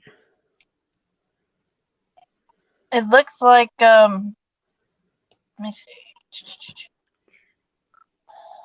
So Zani doesn't want it. Looks like Susie D. Susie D. Would be the. Susie D. She picked 56, and that's the closest to it. All right. Hey, Shadow Dancer. You gonna work? Okay, so Susie D, you're gonna get the second pack. Hey, Shadow Dancer. So email me at lazarichomestead@gmail.com. I may have your address, but just email me. It's easier if you guys all send it to my email, and I can just go right down my email list. Firefly, that was my mom, and it's all worked out. Remember what we were talking about last night with the land? It's all set. They know. Okay. Shadow Dancer, I'm doing a giveaway. I just did Thrive Life giveaway. Now I'm doing the vanilla, the black peppercorn grinder, and I'm giving away honey hickory rub. I'm doing 5 packs of these. We just did our second pack, so I'm on my 3rd pack right now. So everybody pick a number between 1 and 200. Starting now.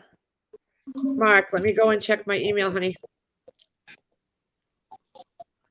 Told y'all it was going to be a surprise giveaway, and it is because I just decided to do it. I got it, honey. Yes, I do.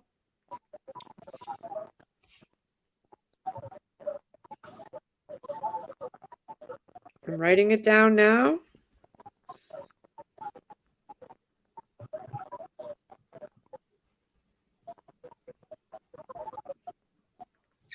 I'm so glad you are all doing this. It's fun. I like giving away stuff.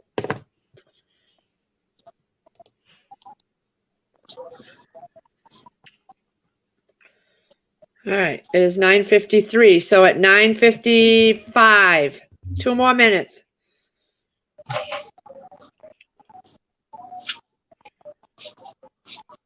Moonlight Gypsy. Email me your niece's address again because I don't think I have it. I got Jill's and I got Mark's. So Care, Moonlight, Susie D. And we're going to be doing the third one. I think my next giveaway probably be another surprise one. And I might do a t-shirt because I have a couple t-shirts left. I have some free Chris t-shirts and I have some Lazarus. I just got to check the sizes and see what I have for sizes. And then I might have a pen or two left, but I'm out of the notepads already. And I might throw in some more Thrive Life at the time. I might do a big Christmas one. Like a Christmas box with like 6 items in there.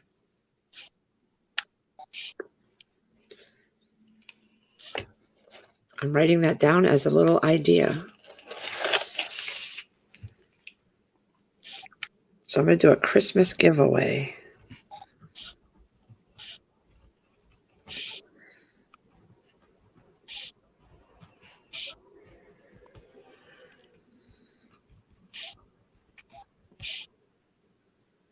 I'm writing numbers down. I'm writing names and numbers down. Yep.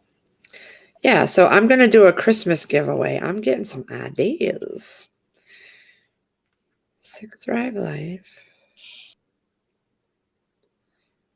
Maybe I'll do 3 and 3. That way more people can do 3 and 3.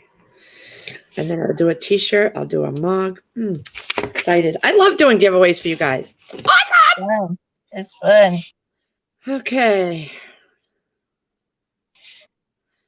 Oh, wow. You can do that, Sandra? You can remove the repeats? That's a good idea. You guys are awesome.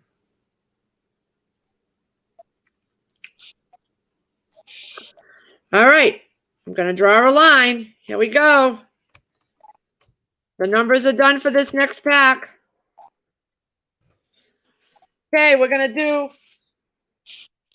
Okay, everybody got their numbers. I'm going to pick the wheel. Hold on.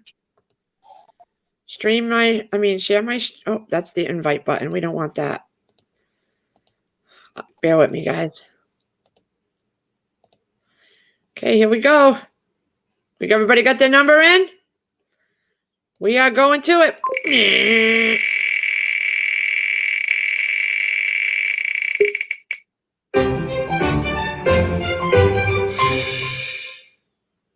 30. 30.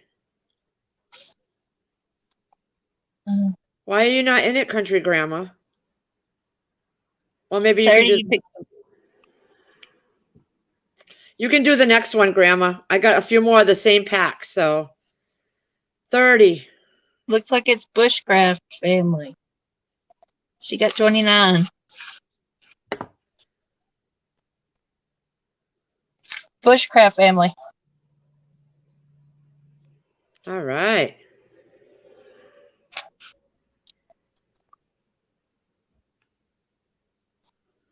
Bushcraft. Woo! I love his videos. Congrats, Bushcraft. He's got awesome videos. All right. Yeah, they do. Okay. Make sure I have 3 in here. 1, 2,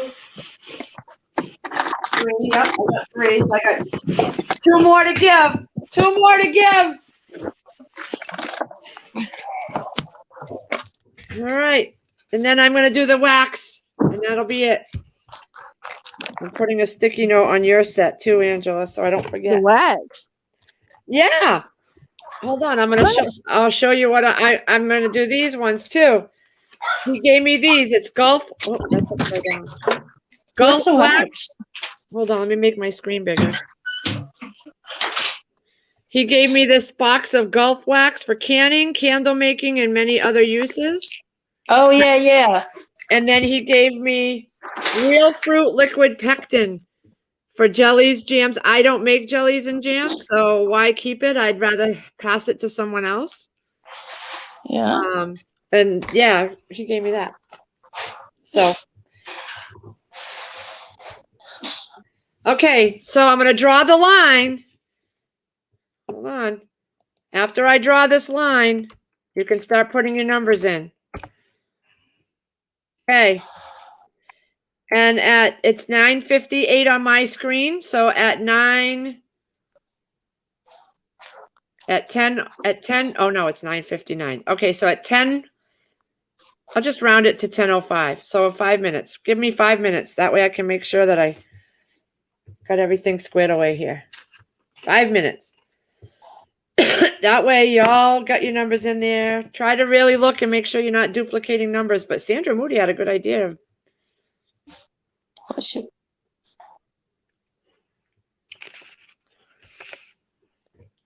Oh, my mother. I'm giving my mother a bottle of vanilla and peppercorn too, because she wanted some. She did? Yeah. I love doing this stuff with you guys. You're awesome. What better way to give them away to the ones that are here with me every day? I love it. Crazy Irish didn't sleep good last night, so she's sleeping and resting today. Where's trust in God? I hope he's okay. Yeah, no.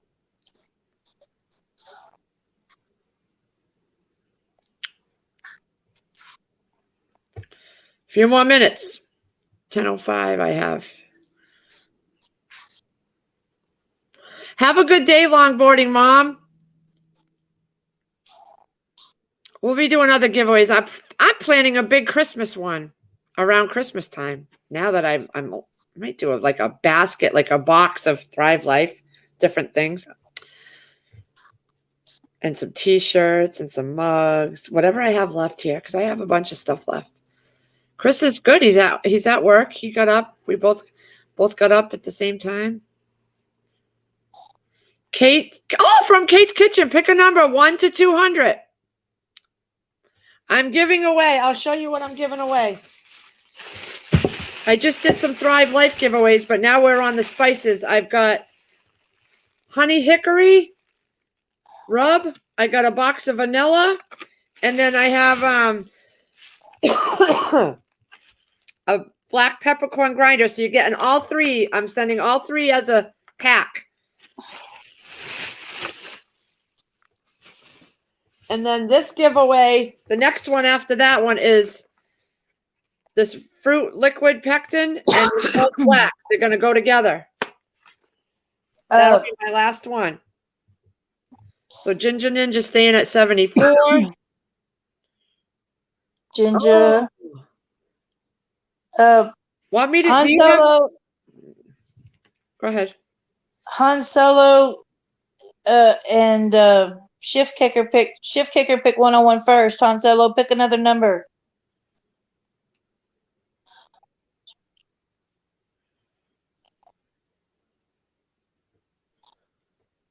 Trust needs to email.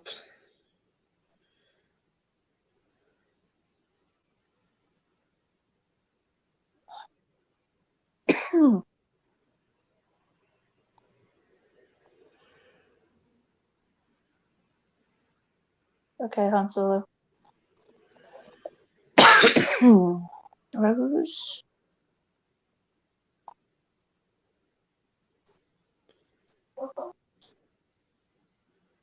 Okay, Mayhem, I just texted Trust and told them that.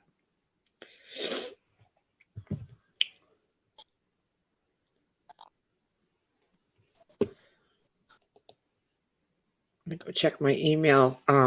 Moonlight. Give me 1 second, honey.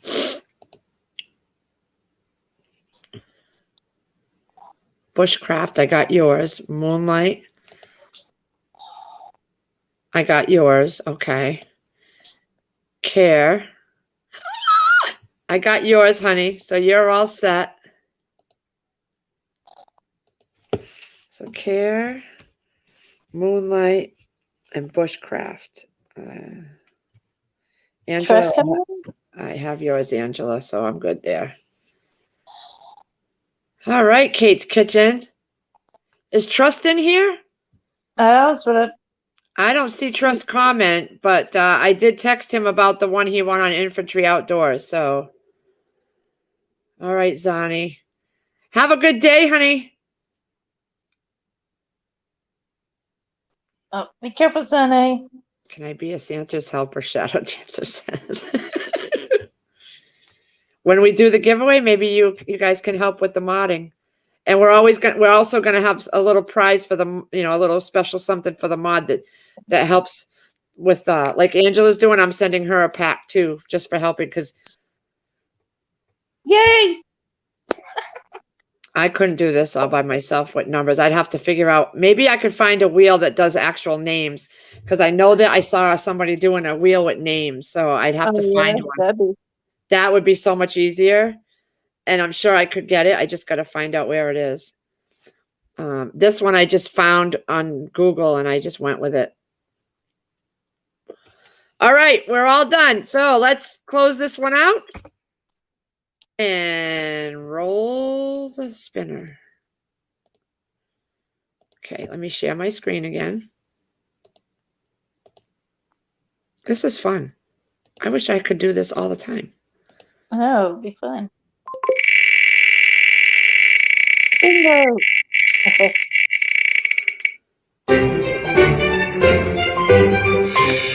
Ooh, that's a big number. It is.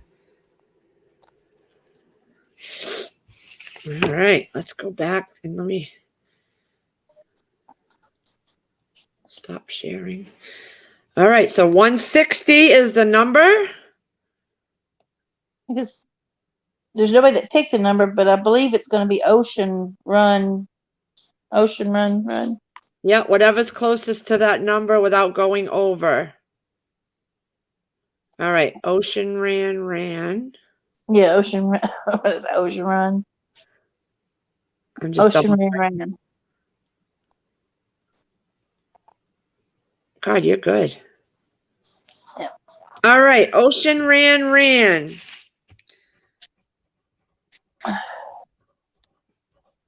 That's a tongue twister. I know. I said Ocean Run. Is that what it is? Oh, yeah. No, Ocean ran. Ocean ran.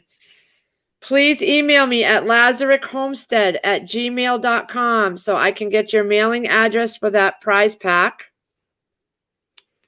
We got one more pack to give. Congrats.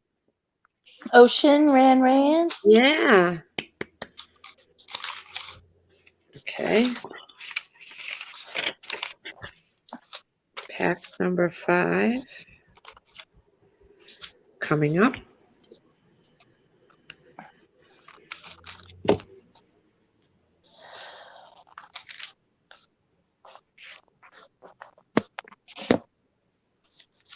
The crew's gonna be upset they wasn't here. Oh, Lake Fairy uses the wheel that has names. I'll have to get in touch with her and see about. Yeah, that would make it so much easier. And then we'll have like a special giveaway, because I won't really need a mod at that point. So what I would do is I'll do a giveaway for the mods and then one for everyone else. Oh yeah, that'd be fun. Yes. F you. What? Mayhem. My goodness. Oh my goodness. Mayhem. Ocean ran. Are you still in here, honey? Because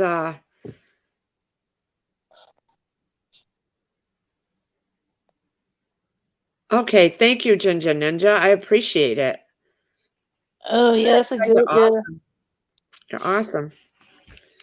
All right, and then I'm going to do, let's see, I got pack number 5 left, and then the wax and the pectin or whatever that stuff is. See, I don't even use that, so I would not want it to sit here like that.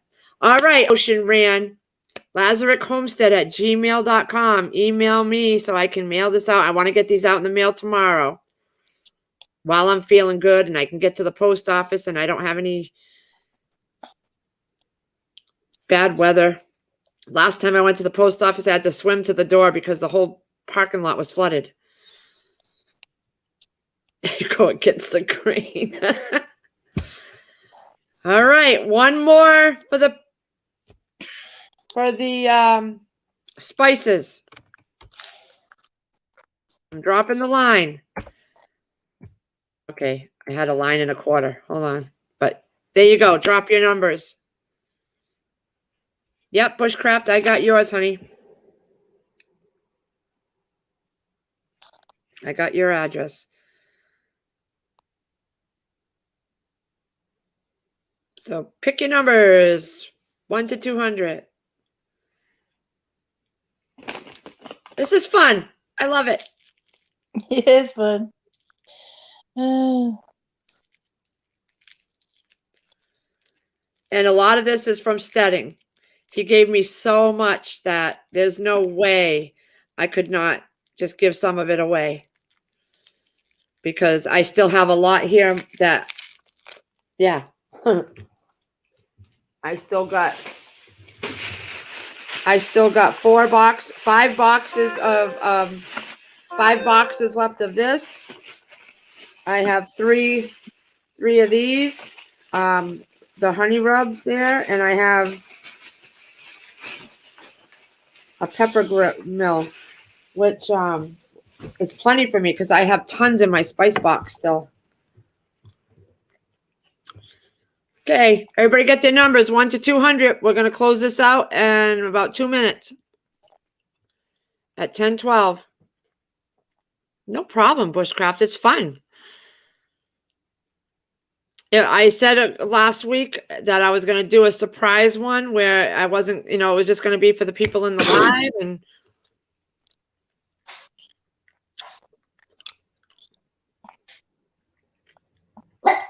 Man. why not make it today? Is Free Hanley back in here? Pick a number. I can't ship to Canada, but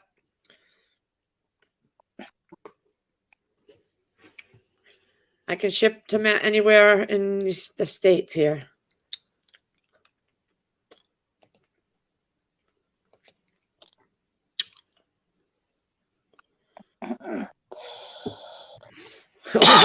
Chicken dinner. Okay. I'm writing down Bushcrafts right now, so. Oh my God, that's a weird name. For your city. Okay. Try to say that 10 times fast. That won't work.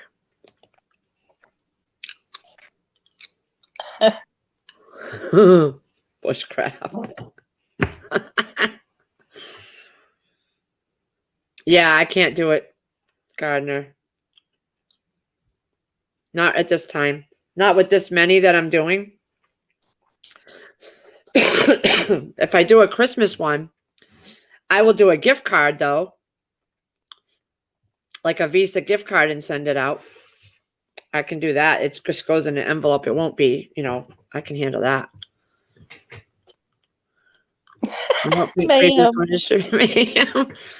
So far, we haven't had any of the same winners, which is nice. Everybody gets a chance. Okay. We are on pack number 5. Everybody got their numbers in? Shadow, did you pick a number, Shadow? Hey, Chris Piat. He got 13. Did you get his number? Yeah, I got Chris. All right. Shadow, did you pick a number, Shadow? I don't see a number from Shadow, but Firefly, I got my fuzzy socks on. I gotta go take a shower after this live stream, guys. You're lucky you don't have smell-o-vision. oh, Shadow, did you pick a number?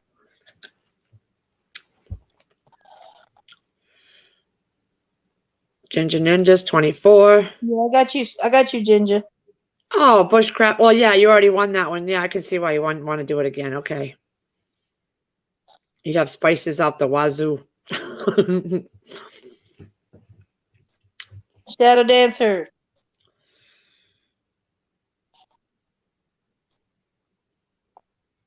Maybe she doesn't want to do Sita, I it. got you, Sita. I just don't see a number for Shadow. That's what I'm trying to figure out.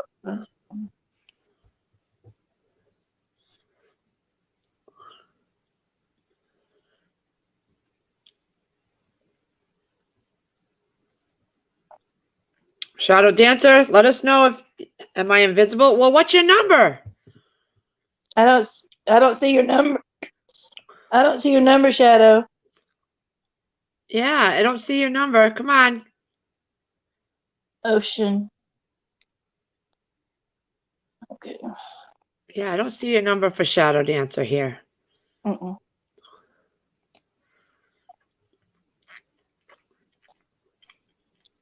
Oh, that's a good idea, Ginger Ninja. Yeah, that'll be for the next time I do a giveaway. Probably Christmas I'll do another one.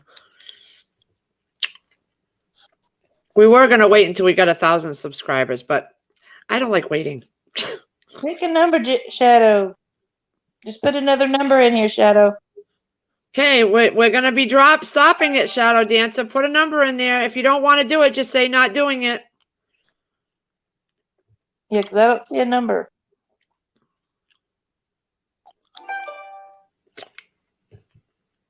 Oh boy, I got texts. Pepper. She's giving away Prepper Steady. She's giving away. Well, what's the number, Shadow? Shadow Dancer, just put a number in there. Give me a number, girl. Prepper Steading, I am giving away. Okay. She types 88. You couldn't just put 88? Girl. Prepper Steading, I'm giving away one each of the things you gave me in little prize packs, but I've kept some for myself and I'm giving some to my mom, but I'm giving away a couple as giveaways here. Compliments of you. Just because there's a lot and I feel like I can share some of them. I kept a bunch to put in my buckets. I kept some. Oh, I'm not giving this away. This I'm keeping because I don't have this. Dawn Light said she's picked 88. So, Shadow, pick another number. She did put 88. Dawn Light did. The first Prepper Steading, the first three things I gave away was Thrive Life carrots, Thrive Life mozzarella cheese, and Thrive Life grilled seasoned chicken. Those were the three that I gave away. Prepper Steading 60. You crazy. You really want some of these spices? You gave them all to me, dude. Just Shadow Dancer, pick another number. Dawn Light was 88.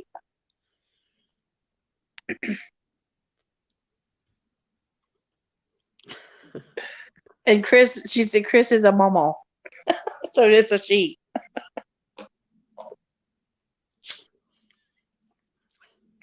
$169. Do we have a 169 here? Shadow Dancer picked 169. And Han Solo already did the number 69 Steading. Okay. Crazy. We're going to go with the wheel with the name next time. This is enough to make you pull your hair out. And y'all would pick 69. Yeah, right? Steading, of course.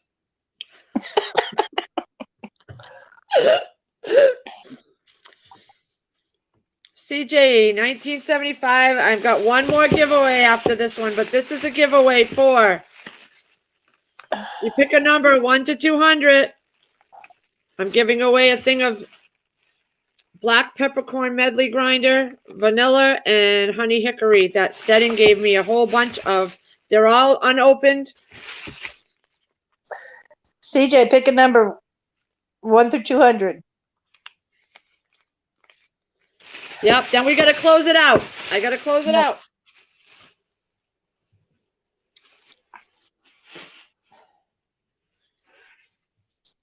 Assless chaps. All right, I'm closing it out now. There we go. No more numbers. No more numbers. Do we already have a 199? Nope. All right. Let me get the wheel picker. Here we go.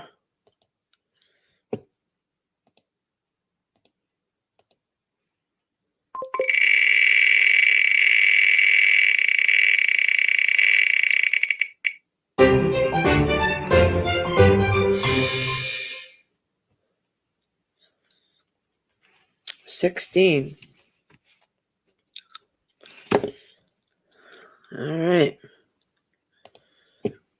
16 is the number. Let me just go up here.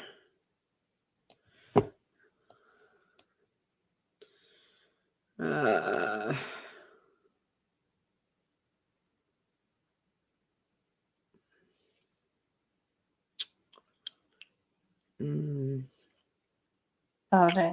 I think it's Chris got closest to that number. She got 13, and then Lorraine Edwards got 17, so she went over. So it would be Chris. She picked 13. Yep. Grandma picked 13. Congratulations, Chris. Chris Piat. Please email me at lazarichomestead@gmail.com by the end of this live stream. I've got one more thing to give away, but I'm going to keep the live stream going for a little bit so you have time to email. Because I'm getting all these out in the mail tomorrow. So it's Lazarick Homestead, LAZARICK homestead@gmail.com. The last item, Stedding, I'm giving these away because I won't use them and I don't want them to go bad sitting here. These are very popular, I think, for people too, but I don't make jams and jellies and things like that, and I don't plan on it. So I'm going to do these as a pack together. And that'll be my last giveaway for this morning. I'm planning a big one for Christmas. So have a good one, Kate's Kitchen. This is the last one, folks. There's the line. I want to enter this one. 90. 90? All right. I wrote it down. 90. Angela is 90. I'm going to write down Angela picked 90. There we go. So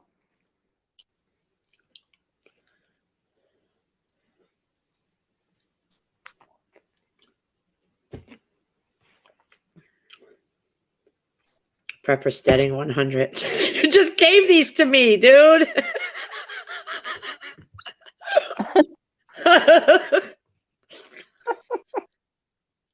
I know I won't ever use them because I don't know how to do jams and jellies, and we don't eat them enough. And I'd hate for this to go to waste.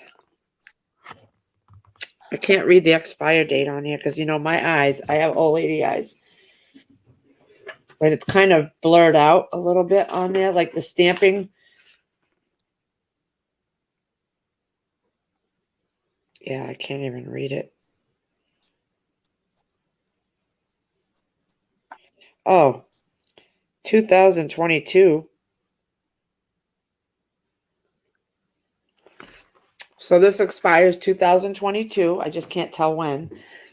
And this one, it doesn't have anything. This is just wax, so I guess it doesn't ever expire. No, hey. It's a good size, though. It's 1 pound. 1 pound. I'm going to have to go in a box. But I'm keeping this because I've never tried this except for when Setting put it on his ribs, I think. Yeah. And that was good. So I'm going to keep that one for me. And then I kept some vanilla, black pepper, and some of that other rub. Plus, he gave me some the last time he was here, too. So I still have some of those. I'm going to give some to my mom. And she only wanted a pepper and a vanilla. So, cab jam in his truck. Steady. Ginger Ninja wants 74. You wrote all these down? Yeah. What All the right. heck is Chris? What is Chris has got 1.000079. What is that? Moonlight's 55. What's Rob that? 69 and a half. Oh. Y'all crazy.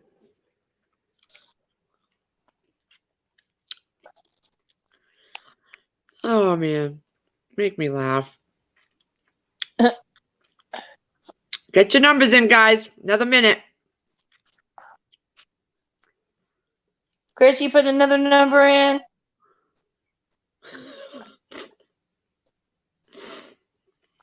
Oh, 3.16. Y'all crazy. I said 91 in one of them at Mayhem. What do you mean? Oh, she chose 91 in another one. Yeah. I have to get those veggies ready and bring them to the neighbor down the road. I'll do that when I pick the kids up. All right. Okay. Everybody all got their numbers in? Going once. Chris, you put another number in. You put 1.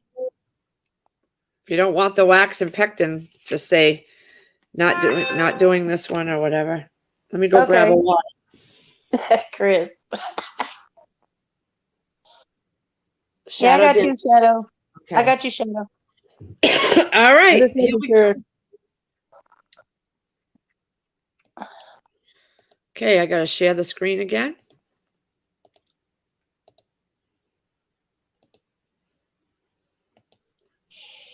Here we go.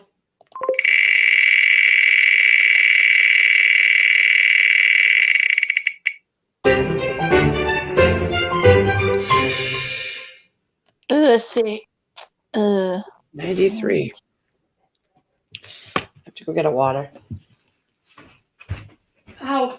I'm sitting on my butt too long. Ow. I have to eat this avocado. I gotta cut up green peppers. My mother sent me with green peppers, so now I gotta cut up green peppers. I wish I could mail you all green peppers. I could actually, right? The baby green peppers. All Mayhem. What was CJ? 75.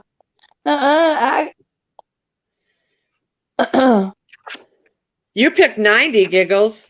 I did pick 90. Yes, you did. Look at I wrote 90 here because she said she wanted 90. I think I got this one, guys. Mayhem, your number was 40. Mark, I'll send you some peppers in the box. The green ones. I'll show you their little ones. Mayhem, first off, this is not, nope.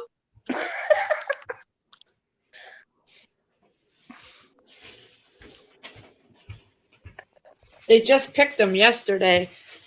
Where are you? Where are you? You're in. Okay. They're still firm. I can't guarantee you they're firm. I can't guarantee you they'll stay firm by the time you get them. I don't I can't control the mail, but I'll throw a couple in there. Angela won the wax. Yep. All right, girl. So Angela, you're getting your wax and you're getting a set of these spices. Yahoo! And call for a recount. Take it to the Supreme Court, Mr. Mayhem. He did. She wrote I put 90 there because she mentioned it. Go back and watch the stream, dude. Take it back to the Supreme Court. You want to recount. All right, Randy, I got your address, honey. I'm just writing it down.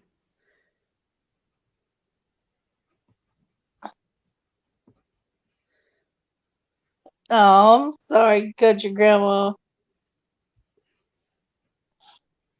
That's usually the way it works, right? Well, I'm glad everybody. I got everybody's address. Oh, wait, who's this one? Chris Piat. I need yours. Lazarus Homestead at gmail.com. I need your, oh, right there. You go. All right. I got everybody's address, so these are all going to go out tomorrow. Huh? I said, thank you, Lee. Oh, I had fun. Rob Rhodes. Oh, that's funny. All right, let me get out of there. I got yours, Care. Yep. Oh, no. Hold on.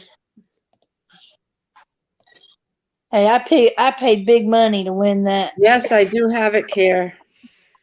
Yep, I got it.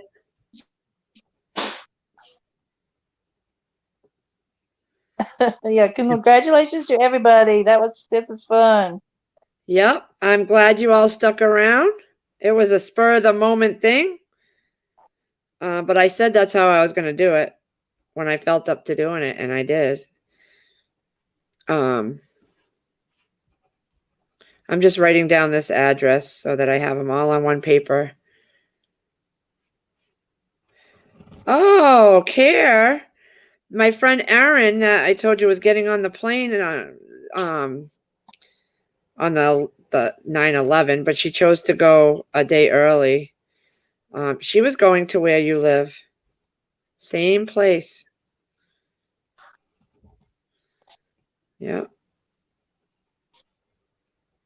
Okay, I got everybody's address, so these will go out tomorrow. Mayhem. Oh my God. Oh, dude.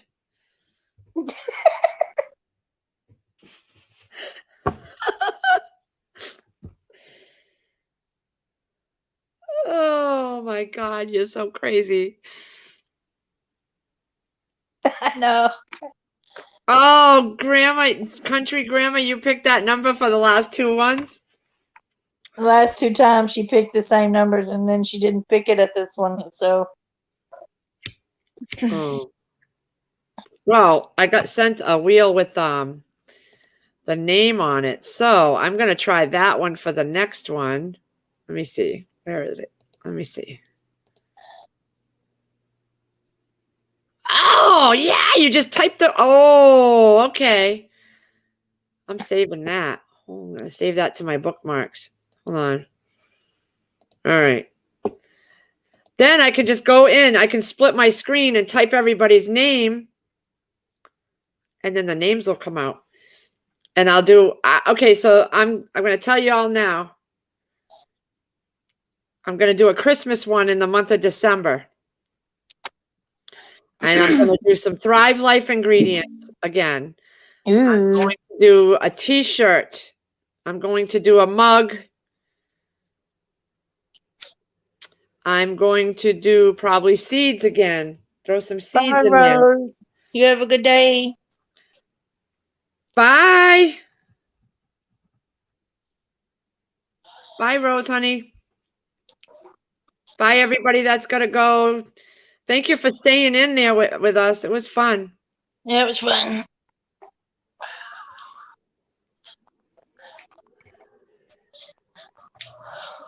Oh, I can do a cactus dust one too. Ooh. Yeah, that's what I'll do in Christmas time. I'm making a list of stuff for the giveaway. Yeah. Yeah, because I might either do one big box of everything to one person, or I may split it up and do a couple things, a couple different ones. Depends on what I have left. I have t-shirts left that say Free Chris, and then I have our Lazarus Homestead t-shirts. I just don't know what sizes I have left, and I'm not ordering anymore. So, hey, conservative. Crazy Irish said she was up all night with a headache, I guess. So she's kind of resting today.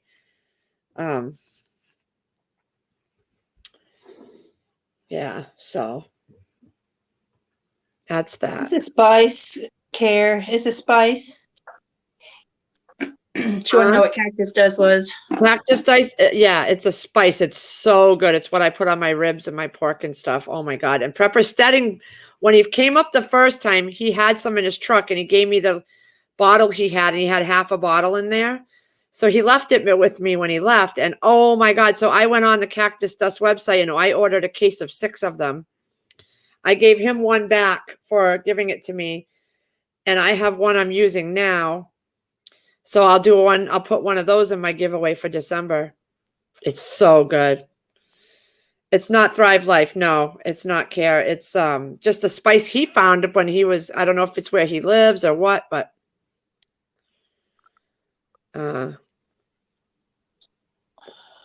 I'm thinking this probably tomorrow I'm going to do a video. I'm going to make a video on making a soup with my Thrive Life ingredients because I'm in the mood for a chicken rice soup. So I think I'm going to do that. Oh, thank you, Lorraine. Have fun at the doctor's, Sita. Yeah. I'm not. I have things to do for Firefly. I've got things to do around here, and I want to go outside in the back and get a few things done. Thank you, Grandma. So I'm going to get all that stuff packaged up today, get it all ready to go to the post office tomorrow. And, I'll see you on these live chats, so I'll let you know it was mailed out. Yeah, Everglades Seasoning Company Cactus Dust. Oh, my God, best stuff ever. Yeah, Ginger Ninja. Some of the books you got are, man, they sound good. Yep.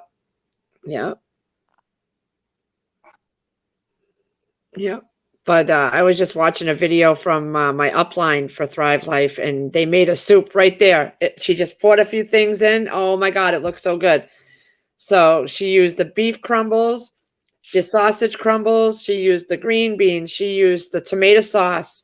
She used a few other, the onions. I think she even put kale or spinach in it.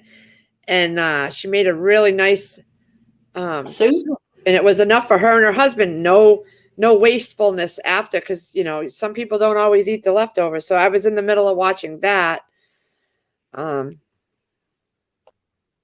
I'm going to do a giveaway and no one is the winner. So I'll be buying a prize for myself. Yeah. Let me go up. I'll find that. You want the cactus dust one, Care? Hold on. I'll get you the website for it, honey. Really good. I bought the 6-pack because I looked on Amazon, and it was more expensive to buy one bottle through them than it was to get them through the Cactus Dust place. So I bought a 6-pack because I like it that much. And, that way I could replace what Stedding gave me. And I'll do one in my giveaway, the next giveaway.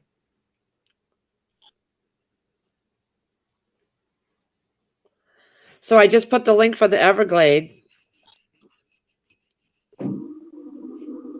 And let's see here. Let me put the link to my Thrive Life because we have a September sale going on. Like we have one every month, but November is going to be the Black Friday sale, and that's going to be the big sale of the year, one of the big sales of the year. And that's my last big sale stock up I'm going to do, because then next year there'll be 3 more over the course of the year. But ask Prepper Stedding. He liked, I sent him home with a lot of the freeze-dried stuff. I took out everything I had opened in my cabinet, and y'all saw it in my old video. I took some out in a baggie that was left. You know, I would split the can in half on some of the things. I kept some and I sent him with the can so he could have the label. But he got a huge bag I sent him home with in the truck. So Chris wants to know. Chris wants to know if the cactus dust, is it sweet, a smoky, or a fire, or what? It's a mesquite. It's mesquite flavored. So it's not spicy at all. It's a mellow, awesome. Oh my God. I dump it on my ribs. Matter of fact, I'm going to have some ribs in a little bit because I have some leftovers. Yes, Sita, I hope everything goes okay. Keep us posted, honey. It's called, I put the link for the cactus dust in there. It's called Everglades Cactus Dust Rub Seasoning or something like that. Yeah. I am going to get off here in about 10, 15 minutes because I have things I got to do. I got to put my couch back together. I don't know. I may leave it like that so I can just sleep on it again tonight. Oh, that couch is so comfortable to sleep on, man. All right, Garner, Stick Garner. Have a good day. Yes, have a good day. Thanks, TJ. Yeah, I'm gonna do that soup video tomorrow because I have some of the leftovers that I took out of the Thrive Life can, so I'm just gonna use them. And when you get Thrive Life, I just want to let you know, you don't want to have it in a cabinet that's got sun beating down on the other side of the house of it. Like my house, the cabinet is on the back side of the house, so the sun hits, and I have full sun. You need to keep your Thrive Life in a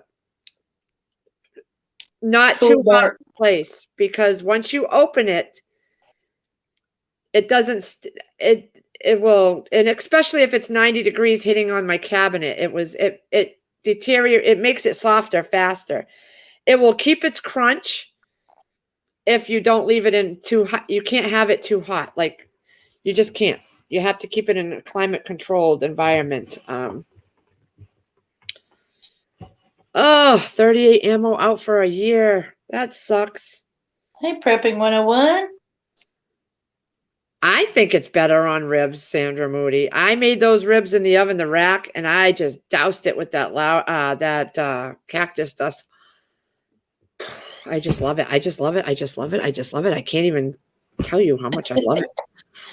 All right, CJ. Blessings to you. All right, Lisa's going to do some cleaning. Have a good one, CJ. Yeah. I'm getting cramps too. So, Prepping 101, you said the 38 ammo's out. Is there a lot other kind out too? Yeah.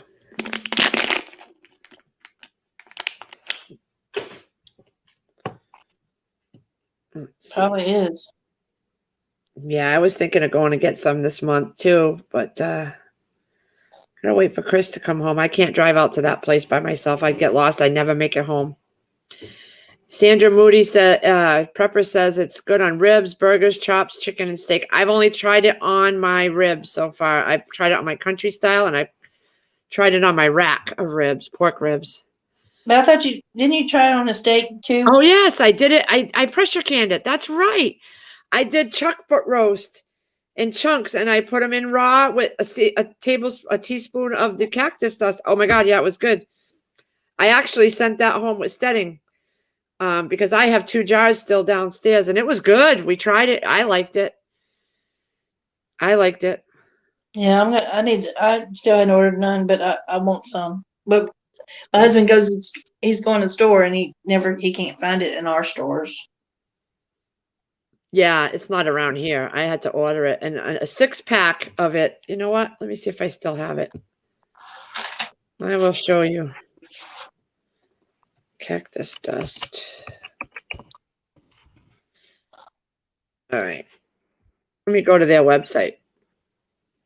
So I got the Everglades cactus dust. They have different flavors. They have, well, the one I got, a 6-ounce bottle is $3.75. Okay. I'll show you the bottle because I got to put this one over here anyways. Firefly. Nobody wants to go outside, Firefly. So this is a 6-ounce bottle. I'll show you. 6-ounce bottle. All right. And this on Amazon, when I checked, was like $8. And on their website, I will show it to you. I'll share my screen. And I have to thank Prepper Stedding for this one because I'm in love with this stuff. I'm in fucking love with it. Excuse my language. Oh my God, I swore. $3.75, and on Amazon it was double that. So there it is, right there. It's mesquite flavored. Yep, mesquite flavored. So let me show you. If you go down, they have all-purpose seasoning. They have that's the all-purpose one. But they also have like let me see. Fish and chicken seasoning. Right there. Can you see that? Yeah, right there. Yep. And they have a Moppin' barbecue sauce. So if you go to their site, you can see all the different things. I've never tried anything but this one because that's the one he left with me. And oh my God. It's just fabulous. Get your ass outside, everyone. I know. Do I have to? Just kidding. If you like mesquite flavored, you'll like this. It's so good. I had never tried this before, and I'm hooked on it, to be honest with you. I've been on 3 hours, so I'm going to do it until 11 o'clock my time, which is in about 10 minutes. So then I'm going to jump off at 11 o'clock my time because I have things I need to do. And yum, Susan. Yummy. Applesauce update. Excellent for applesauce cake. The texture is add as plain applesauce, but a little brown sugar. Yeah, I've heard. Yeah. You add applesauce to cake mixes and stuff. Yep.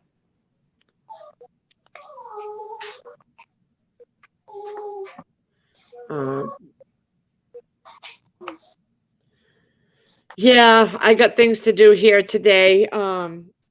And I'm going to box up some of this stuff today, get it all done. But I also have things in the kitchen I got to do and outside. I got to get out in the garage. I got to wash my bed sheets and the comforter. Trust in God. Okay, he said awesome. Thanks, because I told him he won. All right. Take that skillet outside. Why would I? I got a skillet at a cast iron skillet at the Salvation Army, and I got to rinse it off and add some more Easy Off to it and keep breaking it down.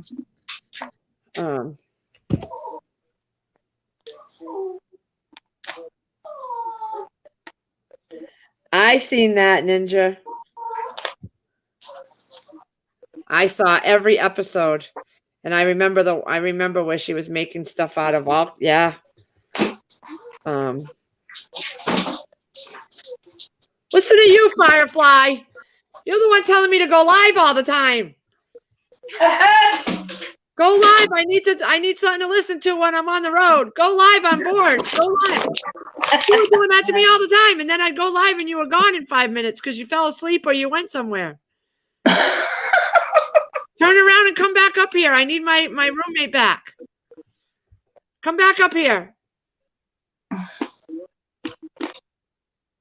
I miss you already. Damn it. Get back up here. I told her that I want her to buy a house next door. Okay? Because I have all elderly people. So I said, I'm going to notify you when one of them is gone and the house goes up. I want you to move next door. And then I want Angela to get on the other side of me. Okay? And then I want Moonlight over there. And I want Crazy Irish over there. Prepper Stedding over there. Nobody's going to come live up here in Massachusetts. I know that. But it's wishful thinking. All right. Yes, Firefly got me hooked on the show called Eureka. It's on Hulu. The commercials are a pain in the ass, but it is such a good show. There's no swearing in it. It's awesome. It's like if you ever watched Once Upon a Time, with the pirates and all that, the pirate guy and the Disney characters. It's along the lines of that in a way, but it's about science. Big time science. That's what Eureka is? Yeah, it's like time travel or portals but it's all these actors and actresses that are from other shows that you'll recognize right away. Max Headroom is in it, the guy from the 80s on the MTV. Yeah. Yep. Yep. It's pretty awesome. It's a pretty awesome show. She got me hooked. We watched it all afternoon yesterday. And then when I went to the thrift store, I found season 5 on DVD and I grabbed it. So I'm going to start collecting those. Yeah. Yeah. She got me hooked on that. Oh, you're ordering more. Oh, I know. I did a very small order this month for Thrive Life. Let me tell you, I was chomping at the bit to keep ordering, but I controlled myself, people. There's plenty for y'all this month because I didn't order. I just ordered my normal. I ordered a little order. I'm ordering a little order next month, whatever's on sale, just enough to keep me going because I have to order a certain amount. But I'm hitting it hard on November 1st, people. So me too. You got time to save up for your bit because it's the Labor Day sale for Thrive Life in November. That means it's pretty much going to be everything on the site, I believe. I don't know. Trust just answered my text. Trust, if you're listening, I hope everything's okay. We miss you. Mm-hmm. No, Ginger. She said, Angela. Not Angela.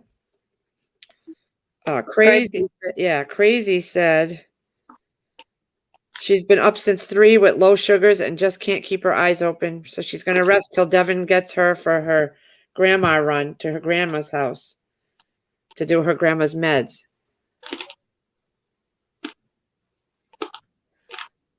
I got a house to clean.